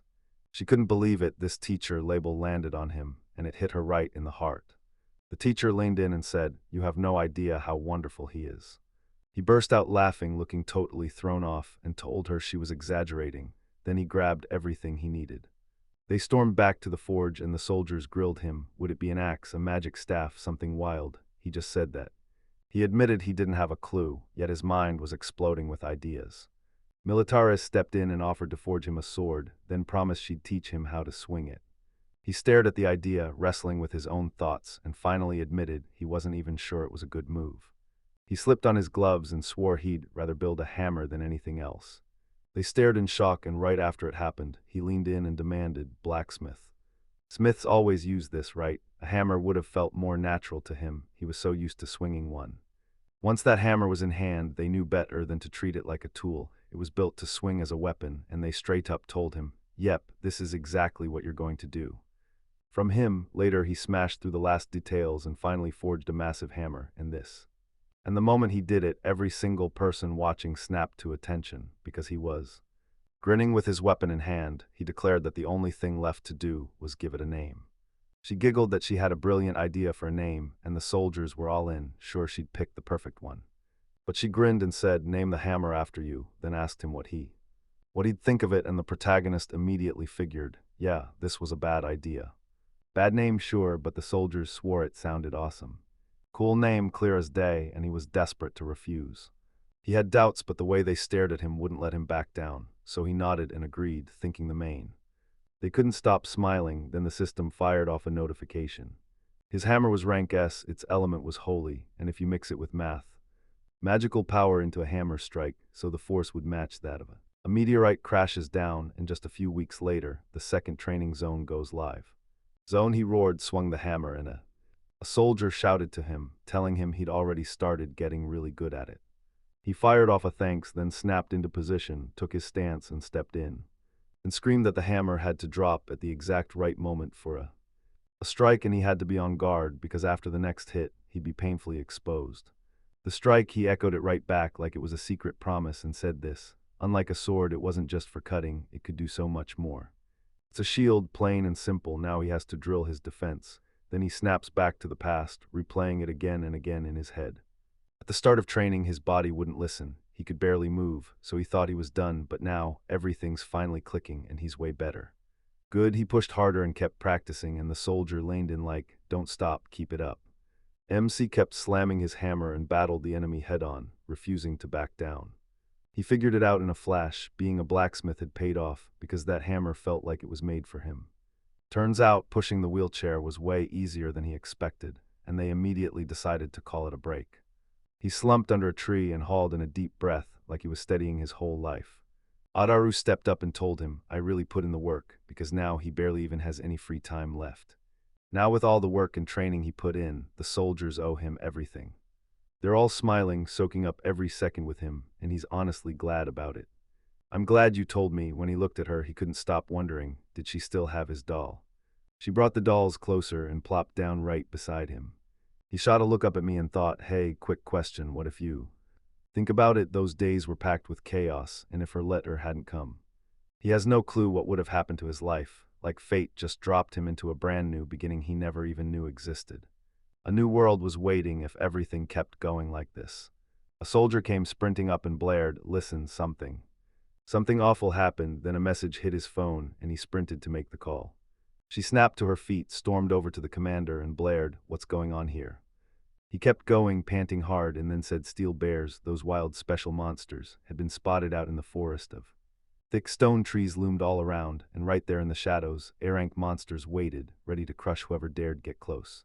People swarmed in, grabbing things and sprinting every which way. Then he shouted her name and he asked what kind of monsters they were, and she snapped back. She hadn't even finished saying it. I know I haven't laid it out yet, plain and simple. Intelligence and the aggressor. The rage in these monsters was way beyond ordinary ones, and he snapped, this is the first time I've ever. He'd heard whispers of these special monsters, and when she spoke up, she said they're insanely rare, and they absolutely despise people, so when they find them, they come for the kill. The moment they spotted them, they froze. Then panic hit him hard, and she spun back with a shaky voice, confessing she was so embarrassed to even ask him. But could he really go with her? He froze at what he heard, stunned, because he didn't understand. Then it hit him, he finally got why she needed it, and later they stormed up to the soldiers, and she blared it out loud like, you've already heard this. Giant steel bears prowled through the forest of stone trees, and the air felt like it could snap any second. Their special power is that steel armor, so don't waste your shot. Aim where the armor's gone. No armor, just raw power. Once you take them down, their materials fall into your hands, and you can forge them into new weapons. Durrett said these weapons are his ticket, and he's hopping on that ride. An opening like this is too perfect to miss. To put his training to the test, then he'll be more than happy to jump in and get to work. Work with them, they dashed toward the carts, and she shouted at the top of her lungs about the body. These monsters' bodies are built like steel. Most normal attacks can't even scratch them. They're probably not getting there in time, so remember that. A few hours later. Later, as the sky swallowed the last light and the night crawled in. They burst into the forest of stone trees, and Militaire blared out loud that. So they decided to split up and hunt the bear, and the soldiers nodded in agreement as they started to go. Scattered off in every direction, and she said it was. Now it was their turn. They slipped through the dark, right past the edge of that. In the forest, a terrified captive stammered that something truly awful was out there, something real bad. The battle was already terrifying in his bones. Then he spun toward her and admitted, yeah, I'm nervous too. Don't worry, nothing can touch them, because the commander is right there with them. She nodded like, yeah, I get it, then snapped her head around, scanning everything like it mattered. And they added, we've got 2 holy weapons with us too. Her hammer in one hand, her sword in the other. Then this monster came for her, and the rage wouldn't stop. It shrugs off every hit except holy, so the only weapon that can actually hurt it is the weapon he forged, made by the former blacksmith, who turned the raw iron into blades of his own design. From the same materials, but it still didn't work, so yeah, that's why there's a crowd keeps stacking up to catch a glimpse of the teacher, and with a grin he says, so this is how you'll defeat. To take them down, you just need a weapon soaked in holy power. She nodded, and Confi said it was a relief they had that. They finally snapped it shut. Then they heard strange sounds and whipped their heads to the side. He leaned to the side and spotted a whole pack of goblins closing in on them. Felt terror claw at them, let out a full-volume scream, and warned, shaking, that something was going to eat them. Militaire stared them down and snapped, there are 5 of you, and I bet you've got a lair in your. Near the entrance, he dropped into a fighting stance and fired off. So, are you gonna? Would fight. She refused to back down, snatched a stone from the floor, and declared. Said that if they ever felt in danger, they'd bolt and run. She hurled a rock at them and smashed the weapons right out of 3 goblins. They hit problems and bolted instantly, then the last goblin sprinted straight at them, corners of fury blazing as they closed in. Which scared Comfy to the core, and she shouted so loudly. She flashed a proud grin and demanded they stand right behind her. The protagonist pushed forward and drove. He swung his hammer with raw power, smash. Batted them aside and they sprinted off without a second thought. Bolted into the forest, his mind buzzing with a cruel, sadistic thought, like he couldn't wait to savor what came next. A satisfied grin cracked across his face. This was exactly what his train had set in motion. Training, then everything flipped, and they were left staring at what just happened. He grinned and shouted that he was absolutely incredible. In just a couple of weeks, he had skyrocketed in power, like it was straight up impossible. He thanked them, and just as they were about to walk away, something happened. But then out of nowhere, a thunderous crash ripped through the air and locked their attention instantly. She blurted out, voice shaking with worry, "What was that?" Militaria snapped her eyes around the room and slammed their voice loud enough to make it clear they couldn't let their guard slipped, and she suddenly clocked something off. Then she blared it out loud. He blasted a warning about the danger, and right then, at this exact moment, every second something massive tore through the air right past them, and they couldn't believe their eyes. Secretly, she whipped around to face him and shouted. She asked, "Are you okay?" And he nodded back, "Yeah." Then she sprinted straight at her, screamed for the captain, and blurted out thanks right on the spot. He thanked her, then she snapped her gaze sideways, and he slammed his warning out loud and told them to be careful. Then they saw it. A massive bear burst out from behind the trees, like it had been waiting to ambush them. He stared at it, stunned by how massive it was, and right then he thought, so that's the steel bear. "Bear," she blurted out, "Confy," at the top of her lungs, and declared that but she couldn't hesitate, so the moment she heard it, she said yes without a second thought. He let out a sharp whistle to yank the nearby soldiers' attention right over to him. Militara shot him a hard, serious stare and swore she'd fight, then she took. She unsheathed her sword, shouted its name like a vow, and lunged straight into a fight. She snapped into a fighting stance and declared, loud and fearless, that she was ready to fight. They blinked in shock when they finally saw her sword. It was glowing, and she started moving with so much power it felt unreal. An insane rush of speed hit them so hard it felt like if she slipped out of sight, she launched the divine flash like it was her final move. Flash skill zipped past the monster and slammed it with an insanely powerful strike. Sword slammed through the air. She snapped her gaze to the monster looming in front of her. He froze, then shouted, "Did it actually work?" But the rest of the words got cut off mid. The strike hit like a meteor, right as the bear reared up, totally blindsided. With a savage roar, the bear yanked a massive tree out of the ground like it was nothing. It ripped out by the roots, and that hit her like a shock. Then he swung it with everything he had. She raised her arm and hurled tons of huge stones at them, her face set in grim, silent focus as she watched. She swung her sword and shut them down, and he stared in shock. Every single flying stone she deflected like it meant nothing. Stones scattered as he grinned, then with a joyful face he turned to the captain and praised him. Militar snapped, dead serious, that it was way too early. "Hold up, don't celebrate yet, because those special monsters, they've got a whole lot more in store." He was ridiculously sharp, and the bear barreled straight at them. And she blared that he'd switched tactics. She snapped into a fighting stance, ready for the fight. "Hold up, watch this," with a tense face, because it's about to get intense. And with her voice ringing loud, she swore she could do it. Then they charged straight in. They collided at the same time, and he slammed his arm up just in time, stopping her sword mid-swing. He gripped the sword in his teeth. She gasped at the sight and couldn't. She couldn't pull her sword back, so Confi clocked what was happening and yelled to the captain at the top of her lungs, and warned her to stay sharp, right as the bear slammed its massive paw down. And the MC snapped into panic, sprinted straight toward them. He drove his hammer straight into the monster's stomach. She flung it aside, eyes wide, then thanked him, and he just smirked and said it was way too soon to let our guard down. Confi bolted out of there, terrified, yelling that she'd summon the other soul.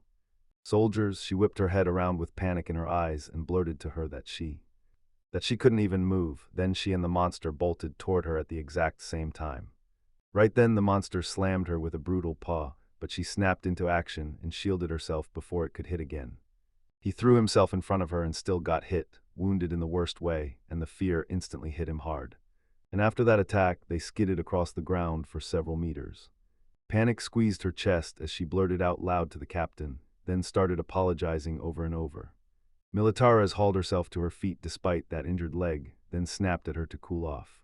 Everything wasn't as bad as it sounded. He stared at them with a worried look and They sat there panicking about what to do next, because help was clearly not showing up anytime soon, so. Right now he had to guard them both, no exceptions, not even for a second. He didn't even get a choice, then the bear clocked him. They finally clocked each other, and instantly the stare-off began, locked and burning. And just like that, he clocked a tiny black light blinking in the dark that snapped his attention in seconds. He couldn't help thinking, is this like the one with the flow? He spots the material's flaws. Does he catch every spot where something's gone wrong? Nope, wrong. I can tell it's basically the same kind of materials. The monster lashed out, smashing a barrage of stones his way with a brutal swing of its paw. And he swung a hammer to fight back, thinking these were weak points. He launched his massive paw swing and ripped the air with a thunderous roar. She stared at it with sheer worry on her face, then blurted, "Teacher," loud enough to stop everything. Durrett swung his weapon with a steely glare, and in his mind he thought that he'd dump every last drop of his magical power into this hammer, and the blow felt absolutely devastating. He dealt a very. Then boom, an earth-shaking explosion ripped through everything, and afterward a massive crater tore open the ground. Reeling from what he just saw, he couldn't help but stare in disbelief, like, wait, what on earth just happened? She rushed up to him, blurted "Mentor," and demanded, "Are you okay?" He nodded back with a confused, shaky voice, saying he was. She started talking, then leaned into the crater and asked, "Do you truly remember nothing?" And before he could answer, she hauled him along. He hauled him back to his feet and said, "During your attack, this whole place lit up like nothing you've ever seen." He stared in shock and asked, "That's why this hole was waiting right there." She helped him crawl out of the crater, and he just kept staring, swearing he couldn't believe it. They got. He popped up, and right away, Confai launched at him, wrapped her arms around him, and blurted out, loud as she could, that she was so damn relieved he was alive. He shot her a small, shaky smile and apologized, like he'd been panicking the whole time just to make sure she was okay. She heard the loud commotion, grinned right at them, and vowed she'd take the guards down herself. They raced up to the crater, stared into it, and then asked, What kind of destruction would it take to shatter the earth? Only scraps of the Iron Bear were left, like a meteorite had slammed into it and erased it. A meteorite slammed down here, and she stroked her head with a tiny smile, like she'd just figured something out. And the best part, everyone stayed safe. Just a couple days later, Militara called the teacher and asked how he was feeling. He sank into a chair, grimaced that his bones still ached, but he'd make it. Then she shot back, "What about you?" And she said she was almost fully recovered. He stared at her with clear annoyance, thinking, with a little disbelief, how amazing it was to be like this. "So tell me, now that we're older, who's got control of that stone forest? Did they finally station guards to watch it?" She stared at him, totally baffled, and demanded to know why he decided that. Then fear hit him like a wave, and he started shaking as he blurted, "Maybe he should pay them back for smashing everything, right?" She gasped when she realized his. He let out a laugh, then fired off the question, "What are you even talking about?" "Because this place is about to turn into a warning for everyone who comes after him." This power was real, and his strength was unreal, and that hit him so hard he couldn't even finish his shock. He was like, "Wait."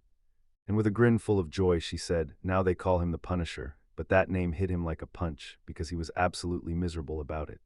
He changed the subject on the spot and muttered that the outside was insanely loud, and yeah, everyone seemed fired up to fight today. They burst outside and found soldiers drilling hard, shouting that if they want to be like the master, they've got to go all in, then hit the very start, 1,000 push-ups, no excuses. She beamed and said his feet had left a mark on everyone that would never fade. Confai was still in the middle of training too. She clocked them, smiled at them, and told him she was truly grateful for all his hard work. She rang the commander and blurted that they were racing around the territory, hunting for their target, 10,000. He stared in disbelief at the sheer number of laps he'd just heard, and Militaire grinned as he said that. "Turns out that kind of training wipes you out. Still, it hits just right when you do it every now and then, a little later." Conf bolted back up to them, shouted for the commander, and asked if she'd already finished all the laps. She said no.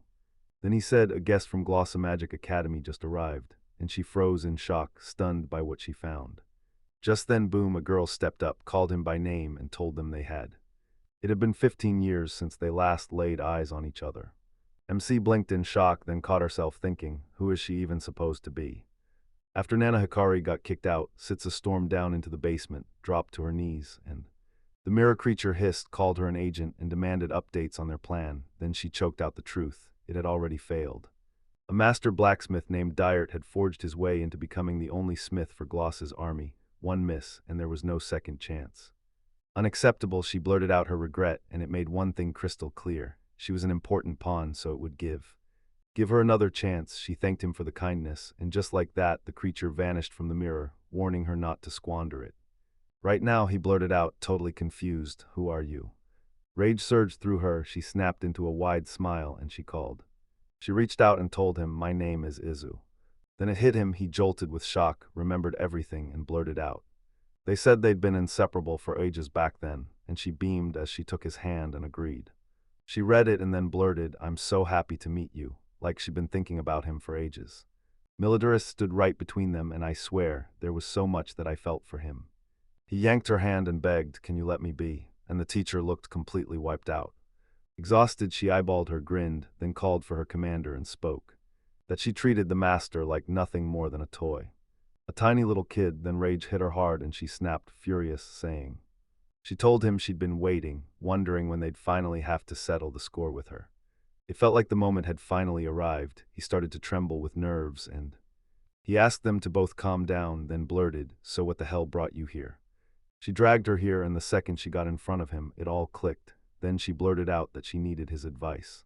Right then a guy stormed up to them, blared Supreme Master at her and snapped, "Who the hell is this?" She spun toward him, blurted, "Deputy," then announced the truth, that this guy was the chief blacksmith of the Gloss army. He blinked in pure confusion, then said he was thrilled to finally meet him. He snapped loud, calling it a filthy lie, and then blurted, "So this scruffy old guy is the head blacksmith." It sounds almost absurd. She tells him to stop hurling personal attacks, and he flashes that sly grin like, "So, are you daring to contradict me?" Then he brushes it off and vows to corner her for a private talk as soon as he gets back. Military stared at him like he'd just messed up big time, waved him over, and demanded he take every word back, right now, because she could personally vouch for his skill. So he beamed, saluted her as his commander, called her stunning like always, and said he was absolutely. I was so glad to see her today, until the protagonist shot him a look full of disgust and thought, "Who is this filthy old man? Does he have any clue what he looks like to everyone else?" Zenon stormed up to them, shouted his name, and snapped, "I did exactly what you said," but the tools still shattered. Everyone snapped their heads toward him, and Senji threw an apology his way, admitting that he made. He kept his tools locked up and safe, but he didn't have a second to waste, because... Baha strode up to them, snapped, "Blonde," and watched him turn, then asked what he needed. The blonde guy grinned and said he was. He just couldn't wrap his head around it. This amazing guy was really out here, sitting alone in the middle of nowhere. Everyone stared in shock, and he blurted, "So what are you going to say? So tell me, would this guy actually want to work under him as a special instructor?" Sinon froze at the offer, then yanked the busted hand aside like it was nothing. He hammered the table and shouted that he'd been a genius from birth, then marched up right after that. They leaned in and told him to head back to school and fill out every bit of paperwork, while Izu stood there, staring with pure worry. Worried, she called him out, begged him to wait, and he snapped back that when he returned, he'd be waiting for her in his room. Then the signmaker strutted in with an arrogant grin, blared MC's name, and declared that this was the gap between their abilities. And there was nothing left for him to do but swallow the truth. Then, just like that, the two of them vanished in a teleport. Those who got left behind rushed straight to the army base and piled into the meeting room. Glossa, 3 of them slid into their seats at the table, and he told them, "I know this is going to be brutal." Dealing with that deputy was brutal. She looked drained, like her energy was already gone. He fired back, insisted he was right, and then apologized for the whole commotion before deciding to. He changed the topic, asked her straight up, "Hey, she really got appointed as the Supreme Master, right? She ought to be feeling." She grinned like she'd just won the world, saying she pulled off all of this only because of the staff he built. He looked completely lost since he couldn't remember a thing, so she snapped her fingers and called the staff over, and told him to take a look. Then he took her staff. The staff system blared it out loud, "The one and only great mage Devando, rank S." He stared at the light attribute like it had betrayed him, convinced he'd never made a staff like that. Then she shot back, saying he forged it for her. Back then, a long time ago, yeah, the staff had been rebuilt and upgraded like crazy, but he still couldn't shake the thought, how could they call it his creation? He stared at it, stunned by how many changes were packed into the whole thing. Then he shoved the staff back into place. He leaned in and asked what she wanted to talk about, and she told him, "Right now, I just need to consult." The academy was running holy attribute training, and she seized the chance, so she won. She couldn't hold back and wanted to ask him to forge staves with the holy attribute. Then he just grinned softly and told her he'd definitely help. Then she thanked him for it, and Militara smiled and said she was hungry to study the holy. Right now she wasn't stuck with any urgent trouble, so could she just check how the lessons were going? Izu let her do it, then told her that once they were done, it was time to head straight to the academy. Me right now, he blurted out, apologizing while he insisted he had to snatch his hammer before leaving, and once he'd gathered everything, they stood side by side. She fired off the instant teleportation spell, and boom, they vanished and reappeared at the academy. In the academy's garden, she smiled and welcomed everyone to the Glosso Magic Academy. They stared in total awe because this place was drop-dead gorgeous. And she beamed and said, "First, we greet the director." He showed up at the office, and the girl greeted him with a bright smile, clearly thrilled to finally meet him. Lena Glossa, the director of the school, stood there, and Militara strode up to her like no time had passed, telling her, with a grin, that it had been forever since they'd last crossed paths, then calling her by name and saying how thrilled she was to see her healthy. Dara stepped up to her, introduced himself with a grin, and told her he was genuinely thrilled to finally meet her. She stared him down and said she'd heard he forged a staff blessed with a holy power, and she's praying he'll step in and help her students crack their research on that sacred attribute. Izu shot her a finger point and announced, loud and clear, that the director was Her Majesty S. He froze in shock at how alike they looked, and he was seconds away from blurting something out. She told him she's sweet to the ones who do their job right, but ruthless with the slackers. She couldn't wait to see what his hard work pulled off. They burst out of the office, and right after that meeting, fear was crawling all over him, while Izu promised she'd bring those results straight to the students next. Just then Bei barreled in, shouting for them, and said he'd promised her he'd be waiting in his room when he came back, so why did she drag this misunderstanding along with her? She looked like she was dying to speak up. Then, with the sign in hand and pure displeasure on his face, he blared for him to stop and demanded answers, right in front of that old. Mold was doing what even was this when the protagonist grabbed his head, eyes blazing with pure disgust. He swore his skull was about to crack in two, then Bea yanked her hand and she let out a scream that tore through the air. They yelled, and both of them instantly snapped into panic for her. She struggled against him, confused and demanding, "Let go. And what are you doing?" He leaned in close with a chilling voice and demanded, "What's wrong with you? Supreme Master, are you really fighting me?" He snapped with fury, yanked his hand back, and shouted that being the deputy didn't give anyone the right to act like that.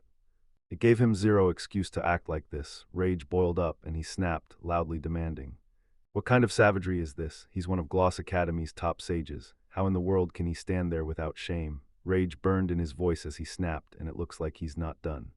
"So you're asking him to stop doing everything she doesn't like, huh?" He said it with a worried edge, like he truly got it all. He should have just let it go, so he tore down the corridor with a cocky smirk, basically signing off as he told him, "Yeah, I advise you to leave. Beat it before it's too late." Then he sprinted down the corridor and blared that you'd better listen to his advice. The moment they walked out, worry slammed into Militara's chest like a wave. With a worried face, the look asked how she felt, and the MC, just as shaken, snapped that they had to tell it urgently. "Tell the director everything, she'll hear you out, share what she saw, and back you with her whole heart." Izu awkwardly hid her annoyance and blurted out, and told them she was insanely grateful, then assured them she was okay and that she'd already adapted. Used to it, both of them stared in confusion, and she jumped on it immediately. Grinned and switched over, then said it with bright, cheerful eyes. She promised she'd introduce them to the students, and she was certain everyone would fall in love with them. They piled into the classroom with her, and once they arrived, she pointed at the students and told them that she had asked. She demanded their attention and marched over to introduce them to the man who created her staff. Then she introduced him, and he immediately said. He greeted them, and the students immediately pounced. "Did you make the teacher staff?" Then everyone noticed how old he was and how rough he looked. He felt weirdly on board, like he totally agreed with her, until she said that this gentleman had forged sacred weapons galore, including. And he even made the hammer he himself wields, plus the sword that belongs to the general who commands the Gloss army. Militara stepped forward and flashed the evidence in front of everyone, right then and there. Raised her glowing sword and flashed a satisfied smile. She smiled and the whole class froze in shock. One student shot her hand up like she couldn't hold it back. She yanked her hand away, then called the teacher straight up and swore she'd love to see it with her own eyes, just to understand how the weapon's finally being built so they can study it up close. Izu nodded along with her, grabbed his attention and asked, "You're fine with this, right? After all, the forge is here and the materials too." She barely got a word out before he nodded and said, "Trust me, we've got a magic school right here." Then he'll form a staff here, and the moment he speaks, the students light up with pure joy. In his office at the very same moment, he got hit with a brutal, loud insult, and pure fury burned in him because he couldn't let it slide. They demanded, how dare he walk off and leave a wound on his hand, and then they looked at that girl like, how could she refuse to accept him? Simon stood right beside him and blurted out, "What do you want?" as the invitation hung in the air. He finally understood what he wanted him to do, and when it hit him that he was the one he remembered, he froze, then said, "For now, I'll do it." He didn't even need to lift a finger, he just agreed, wearing a smug smile like it was a victory grin. He asked, "Then please, could you get me a change of clothes?" And he made sure they knew his favorite brand was what mattered, because it wasn't just any outfit he needed, a fancy, high-class creation, and then where in the world is he supposed to spend the night? He snapped his head toward him, eyes full of confusion, trying to figure out what just hit him. He said. He promised he'd handle the clothes, and said he could crash in the dorm's special guest room. With a grin so satisfied it practically glowed, he declared this was perfect, exactly the kind of treatment he'd earned. He couldn't help missing the few precious moments he'd spent with the horses. Everything's good for now, he's just out there building brand new connections. Bea grinned with pure satisfaction and said, "Yep, it's exactly right." That he couldn't believe the chance to finally meet him, and he felt genuinely grateful. Egan barged into the office, called him over, and told him he was in a ridiculously great mood. He called her up with a bright grin, saying they'd been waiting on her this whole time, and then he introduced her like a boss, his secretary.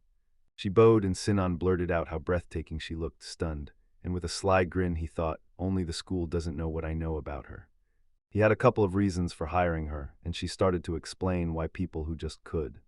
Thinking he could never understand his greatness, they were dead wrong. He grinned and agreed at once. He agreed and said, just as I expected from her, and he figured she'd finally clocked how valuable he was, smart too. She was smart, beautiful, basically the perfect girl, and he couldn't stop himself. He wanted to pull her into a hug and called her to his bedroom, but she slipped away and told him to wait. Once this mess was over, she'd give him her full body. Waiting longer meant the reward would be even sweeter. With a satisfied grin, he started to walk away and told them, "Then we've got to handle this. Deal with him quickly," she bowed low and said, just like always. He'd snapped to it fast, like the whole truth suddenly clicked in his head, and then there was one more thing, using this incident. She also wanted to get rid of Darrett, so they spun around and caught her by surprise. And as he hammered staves into place, she leaned in and told him that he'd humiliated her master, no joke, that's the deadliest sin there is. The only way out is. To make up for it, he'd only have one way out, death. Said it was incredible and promised they'd start the preparations right away. She said that. She could tell everything was already set up, so she could see him off right now. He could barely contain his joy, then boom, they reached the dungeon and saw it. Senon grinned and said, "This room is huge," and Eigen fired back. He swore the day he'd take the crown was right around the corner, and she nodded, agreeing that in no time she'd be standing beside him as his queen. He stood right beside them, staring around, and all he could think was, this place feels straight up awful inside. With a huge grin on his face, he swore to himself he'd seize control of this whole country. The vice principal role just didn't fit him, so he pulled the strings of Glossomagic Academy from the shadows, set up a coup, and seized the throne while chaos erupted, delivering a bloodless takeover, and then everything went sideways. With the Academy's manpower backing them, this is the perfect play. She shoved an S-rank Dark Power S into his hands. Stone leaned in and said, "This is what she told me," and when he heard it, he lit up and grabbed the words, saying. He gushed about how breathtaking the stone looked, and made it crystal clear that the power of darkness is the key. To their plan right on schedule. He swore that's the real second reason he brought her in, but he has no clue where she even found that power stone. All he knows is this. To him, she is the goddess of salvation summoned him and demanded he shatter the stone, because if he didn't, the power of darkness would spread and swallow everything. He'd make it his, and he nodded like it was settled, but then he chose the smart move and played it safe. I called him out and told him he had to unleash that incredible strength and shout loud. Shatter the stone. Sinan grinned like she just cracked the code, then promised he could count on him. He snatched the sphere in his hands and started squeezing it, grinding it down with his grip, and Bea smirked right at him and muttered that he was a total idiot, because brute force wouldn't crack it. He shattered the sphere with a surge of magic, and the dark folded back in on itself. Dark energy exploded outward, and he stared at it, mouth opening as he tried to speak. Slide it from the side, then cast a darkness absorption spell and watch it pull everything in. And he thought it should sink into his body and become part of him. Then, right after it was absorbed, After he swallowed all that dark energy, a grin snapped across his face as he blurted out, "This is incredible." Agent grinned at him and called out, praising it as absolutely magnificent. He stared at the sign up close and couldn't shake the feeling that it was. It was smarter to leave that idiot just like he was, before the dark power kept swelling. Darkness should swallow every last thing that exists. He unleashed his control spell and tore it through the whole academy like wildfire. Meanwhile, in the Magic Academy's forge, the students pressed in and demanded to know which attribute pairs perfectly with the holy attribute. He guessed it was fire, and the thought hit him. And lightning sparked in the sky. Then the protagonist snapped, saying the holy attribute can do it all. So yeah, he can even handle it solo. Anyone got questions? He heard one right away. I heard one of the students slam down hard onto the floor. He burst up to him and demanded, "How do you feel?" He pushed back, trying to. Just when he thought he'd finally snap him out of it, he suddenly lunged and tried to attack him. They were already terrified of what might happen, and Izu didn't hold back, shouting it out loud. She leaned in, eyes narrowed, and asked what that black stuff was everywhere. Then she felt it. "That's an absolutely massive surge of dark attribute energy." Latara blurted out, voice trembling with worry, "Are they?" With everyone closing in, she pushed through and blurted out, loud and fearless. She told them to duck behind her right now, and she drew herself up like a shield. "He's the holy barrier spell." He leapt to his feet, thanked her, and said. And she swore she made it in time, then stood right beside him. She blared what happened to the students, and stared them down before saying. They swore their minds were being dragged under darkness's control, then laughed it off because the holy attribute weapons were guarding them, and with a serious, thinking stare he started to say, "Dark." She pointed out that darkness and light are total opposites, then snapped that he's way too careless for a moment like this. With all of this, she'll finally be able to help them. Militara just didn't understand what she was facing. She finally said what she meant, then slapped her hand on his shoulder and drove it home with her words, using. She unleashed the holy image spell and flooded the world with a whole army of clones. She cut them off mid-step and snapped, "Hold up, give." Locked into her brutal training, her clone. The clones could pin the students down, but to truly free their minds, they had to destroy those students. The source of that crushing dark energy, she cast a light-searching spell that flooded all the way across the academy. She poured every ounce of focus into that spell, then froze because she couldn't cast it at all. Something was jamming her magic from the inside. MC snapped that they'd just search like normal from there, and they bolted. Izu sprinted down the corridor, but she admitted, because of her weakness, she couldn't do a single thing to help them. Anyway, he whipped around and told her it wasn't her fault. Then Military peeked around the corner, with Sasinin pinned against the wall. And she whispered that it looked like he wasn't bothered by any black magic, because she couldn't feel a single trace of darkness on him. Dark energy crackled nearby. He leaned in and whispered, "What's he doing against the wall?" She whispered right back too. "Is he rushing food to someone, maybe the exact person they've been hunting?" Then they spot. The passage burst out of the wall and crept closer, and then they hauled themselves right up to it. And she demanded, "How is this even possible, militarists?" She swore it was just a plain old wall. Then she stepped in, asked for a closer look, and pressed on like she was about to use the holy. She flashed the reveal spell, snapped open a hidden passage, and made it happen. He stared at it, stunned by what he found in the wall, and blurted out in shock. Right on cue, "That's exactly what you'd expect from the Supreme Master." She snapped her gaze to them and said there wasn't a single doubt left. Out what was ahead was what was yanking the student's mind in every direction at the same time by.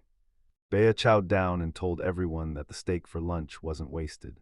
Sinon was about to ask about payment, right when everything went sideways. They barreled right up to them and blared out, loud enough to shake the room, that they should all freeze in place. So Izu asked, reading the situation, judging by was it that dark energy pulling the strings, controlling the students' minds? Militara stormed into the vice principal's office and ordered him to let the innocent students go, right now, then spun around, wearing pure displeasure on his face. You called him an idiot and then blurted out, loud as a fire alarm, "Why?" He never clocked that someone was tailing him, and rage sparked in his chest as he snapped out loud. He actually shoved food into his hands, and that only sent his rage through the roof. Then he snapped, cast the darkness arrow spell, and attacked. Hacked him. She still snapped into action, sprinted up to him, and drove him out of the attack. Rage flared in his chest, so he called him a useless idiot, and they snapped back that he had nowhere to run, so he had to surrender right now, and then rage exploded again as he began to. He gathered the black energy above his head and shouted with everything he had that that he'd seize control of this country, and he plunged into the cover of darkness with Golem. He chanted a summoning spell, then roared that these golems were special, and nobody was going to beat them that easily.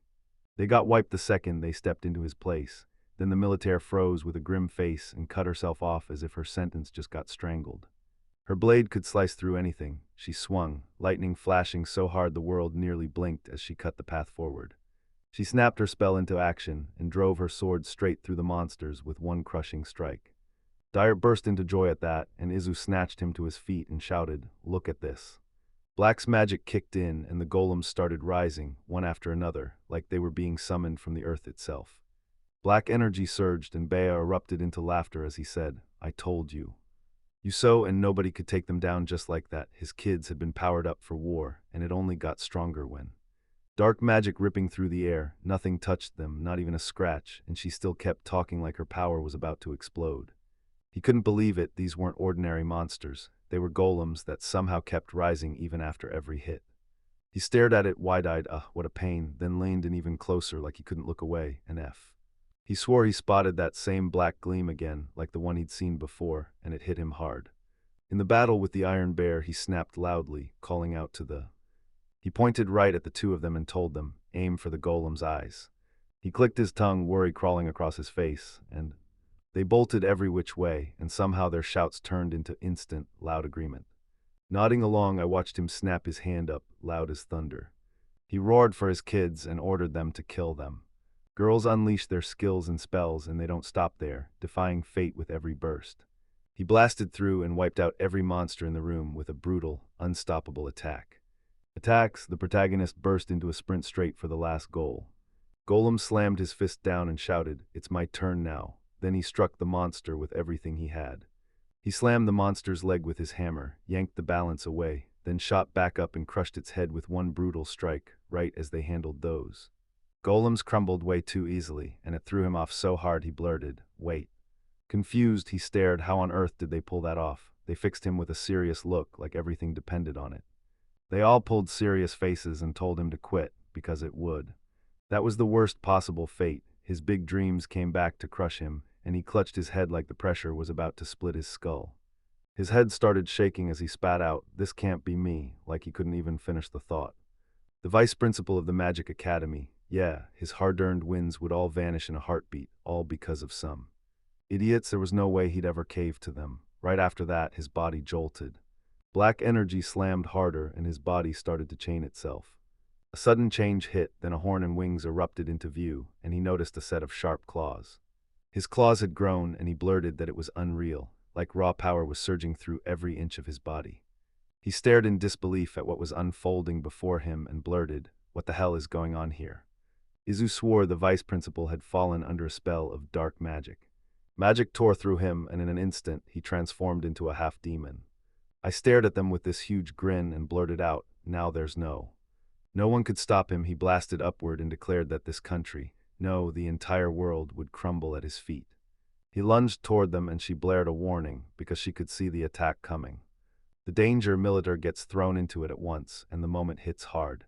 He planted himself right in front of her, and with a sharp swing, she slammed her sword into his claw attack, stopping it cold. Right after that, she unleashed the skill. Heaven's speed swallows flight, delivers S.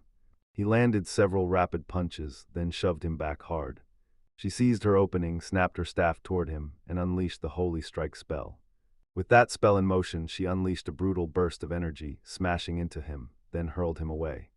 He slammed him into the wall. Right then, they were already praying the worst wasn't about to happen. They managed to push through until out of nowhere everything changed. For them, he shot up and stared straight at the... He shot them a smirk, and when he did, they blinked in shock.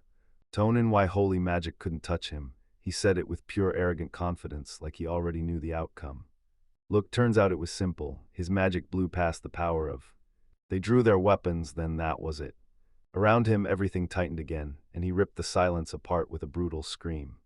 Izu stared at it and blurted out, "A horn S starting too. It starts spreading on his left side, and if it keeps going, he'll never claw his way back to being human, because it's turning him into a demon for good. He could wreck this academy for good, so militaire roared that they had to stop him before he turns fully, or it's over." He yelled that it didn't matter if they could keep him alive or not. Then the MC panicked, thinking, he can't stand the deputy, he's a full-on manipulator, and his attitude is just flat-out rude. So many people have paid the price for what he's become, but he can't stand the thought of letting him turn into a real demon. He's still human and no matter how far he's fallen, he can always hit the reset button, and that's exactly why he refuses to end it. He burst out screaming the girls' names, shouting. He said he'd go save the deputy, and they all blinked like, that's so you. She nodded right along. Agreed, save him now. One crushing hit should be enough to smash the transformation before it takes hold. They cursed at her loudly, screaming for her death, and she answered with the same brutal noise. She blared out that they had to swarm him from every side. She'd rush in to pin him down, while the others closed in from all sides. Shot off in every direction at once. And right on the spot, he blurted out aloud, wholehearted, I'm in, when she said that. The holy vice spell slammed down and froze him in place with. Their energy chains sparked to life, and they immediately lunged toward. They barreled toward him and swung their weapons in sync, pulling off that brutal double slash, hitting him at the exact same time, but then he took every hit like it meant nothing, burst into laughter, and said they'd actually managed to get uncomfortably close to him. Yuzu noticed that. He was about to unleash his magic, so he screamed a warning about the danger, then slammed out a darkness burst. Then his first spell erupted, and he tore free from the energy chains. He snapped off the holy shield spell, smashing through the impact, and walling himself between the attack and her friends. Dart snapped her way, gratitude blazing in his eyes, and then he started to say, "I," before he got cut off mid-sentence. He shot up toward the ceiling, locked eyes with him, and then said the darkness around him was suffocatingly impenetrable, and that there was no way to make it flinch, no damage, not even a scratch. She snapped that the magic he used to have was gone, swapped for demonic power, then the strength in his body started to slip away, just like that. Weakened so every trace of holy power bounced off him like it meant nothing. Her words. The moment the words hit him, his eyes snapped to them, and he realized they were zeroing in on the clash between the two. The two attributes still he can see. He scanned for even the tiniest crack, then leaned in and snapped his voice louder. Wildly, he insisted the deputy's real weakness was the heart. He shot him a glare full of fury and blared his declaration. He declared he had 0 weaknesses, then she ignited the light pillar. Pillars of the spell slammed down, and Bea twists out of the way just in time. She lets out a sharp, loud cry as the attack cuts off. Militara, wearing a grim face, snapped that it was downright infuriating. Swung her sword, unleashed heavenly moment, and drove the strike home, delivering. She burst in with a flurry of fast blows, and those hits finally cut deep enough to wound him. That hit landed, and both of them shouted his name right to his face. Then he taunted him, saying, "Go on, finish him off." The protagonist slammed his hammer down with a brutal swing. Rushed toward him, convinced it would snap him back into. The monster got crushed into a human, and with one brutal swing, he slammed a hammer so hard it left his opponent reeling.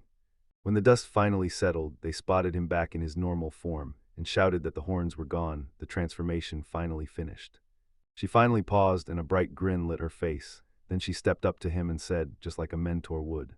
He dropped him with one razor-precise strike, and then confusion hit him hard, like he couldn't even make sense of what just happened. Then they glanced at Izu, called her over, and asked straight up if she was searching for something. He started pacing the room, then froze. He heard a weird sound, and straight up muttered that he must have stepped on something.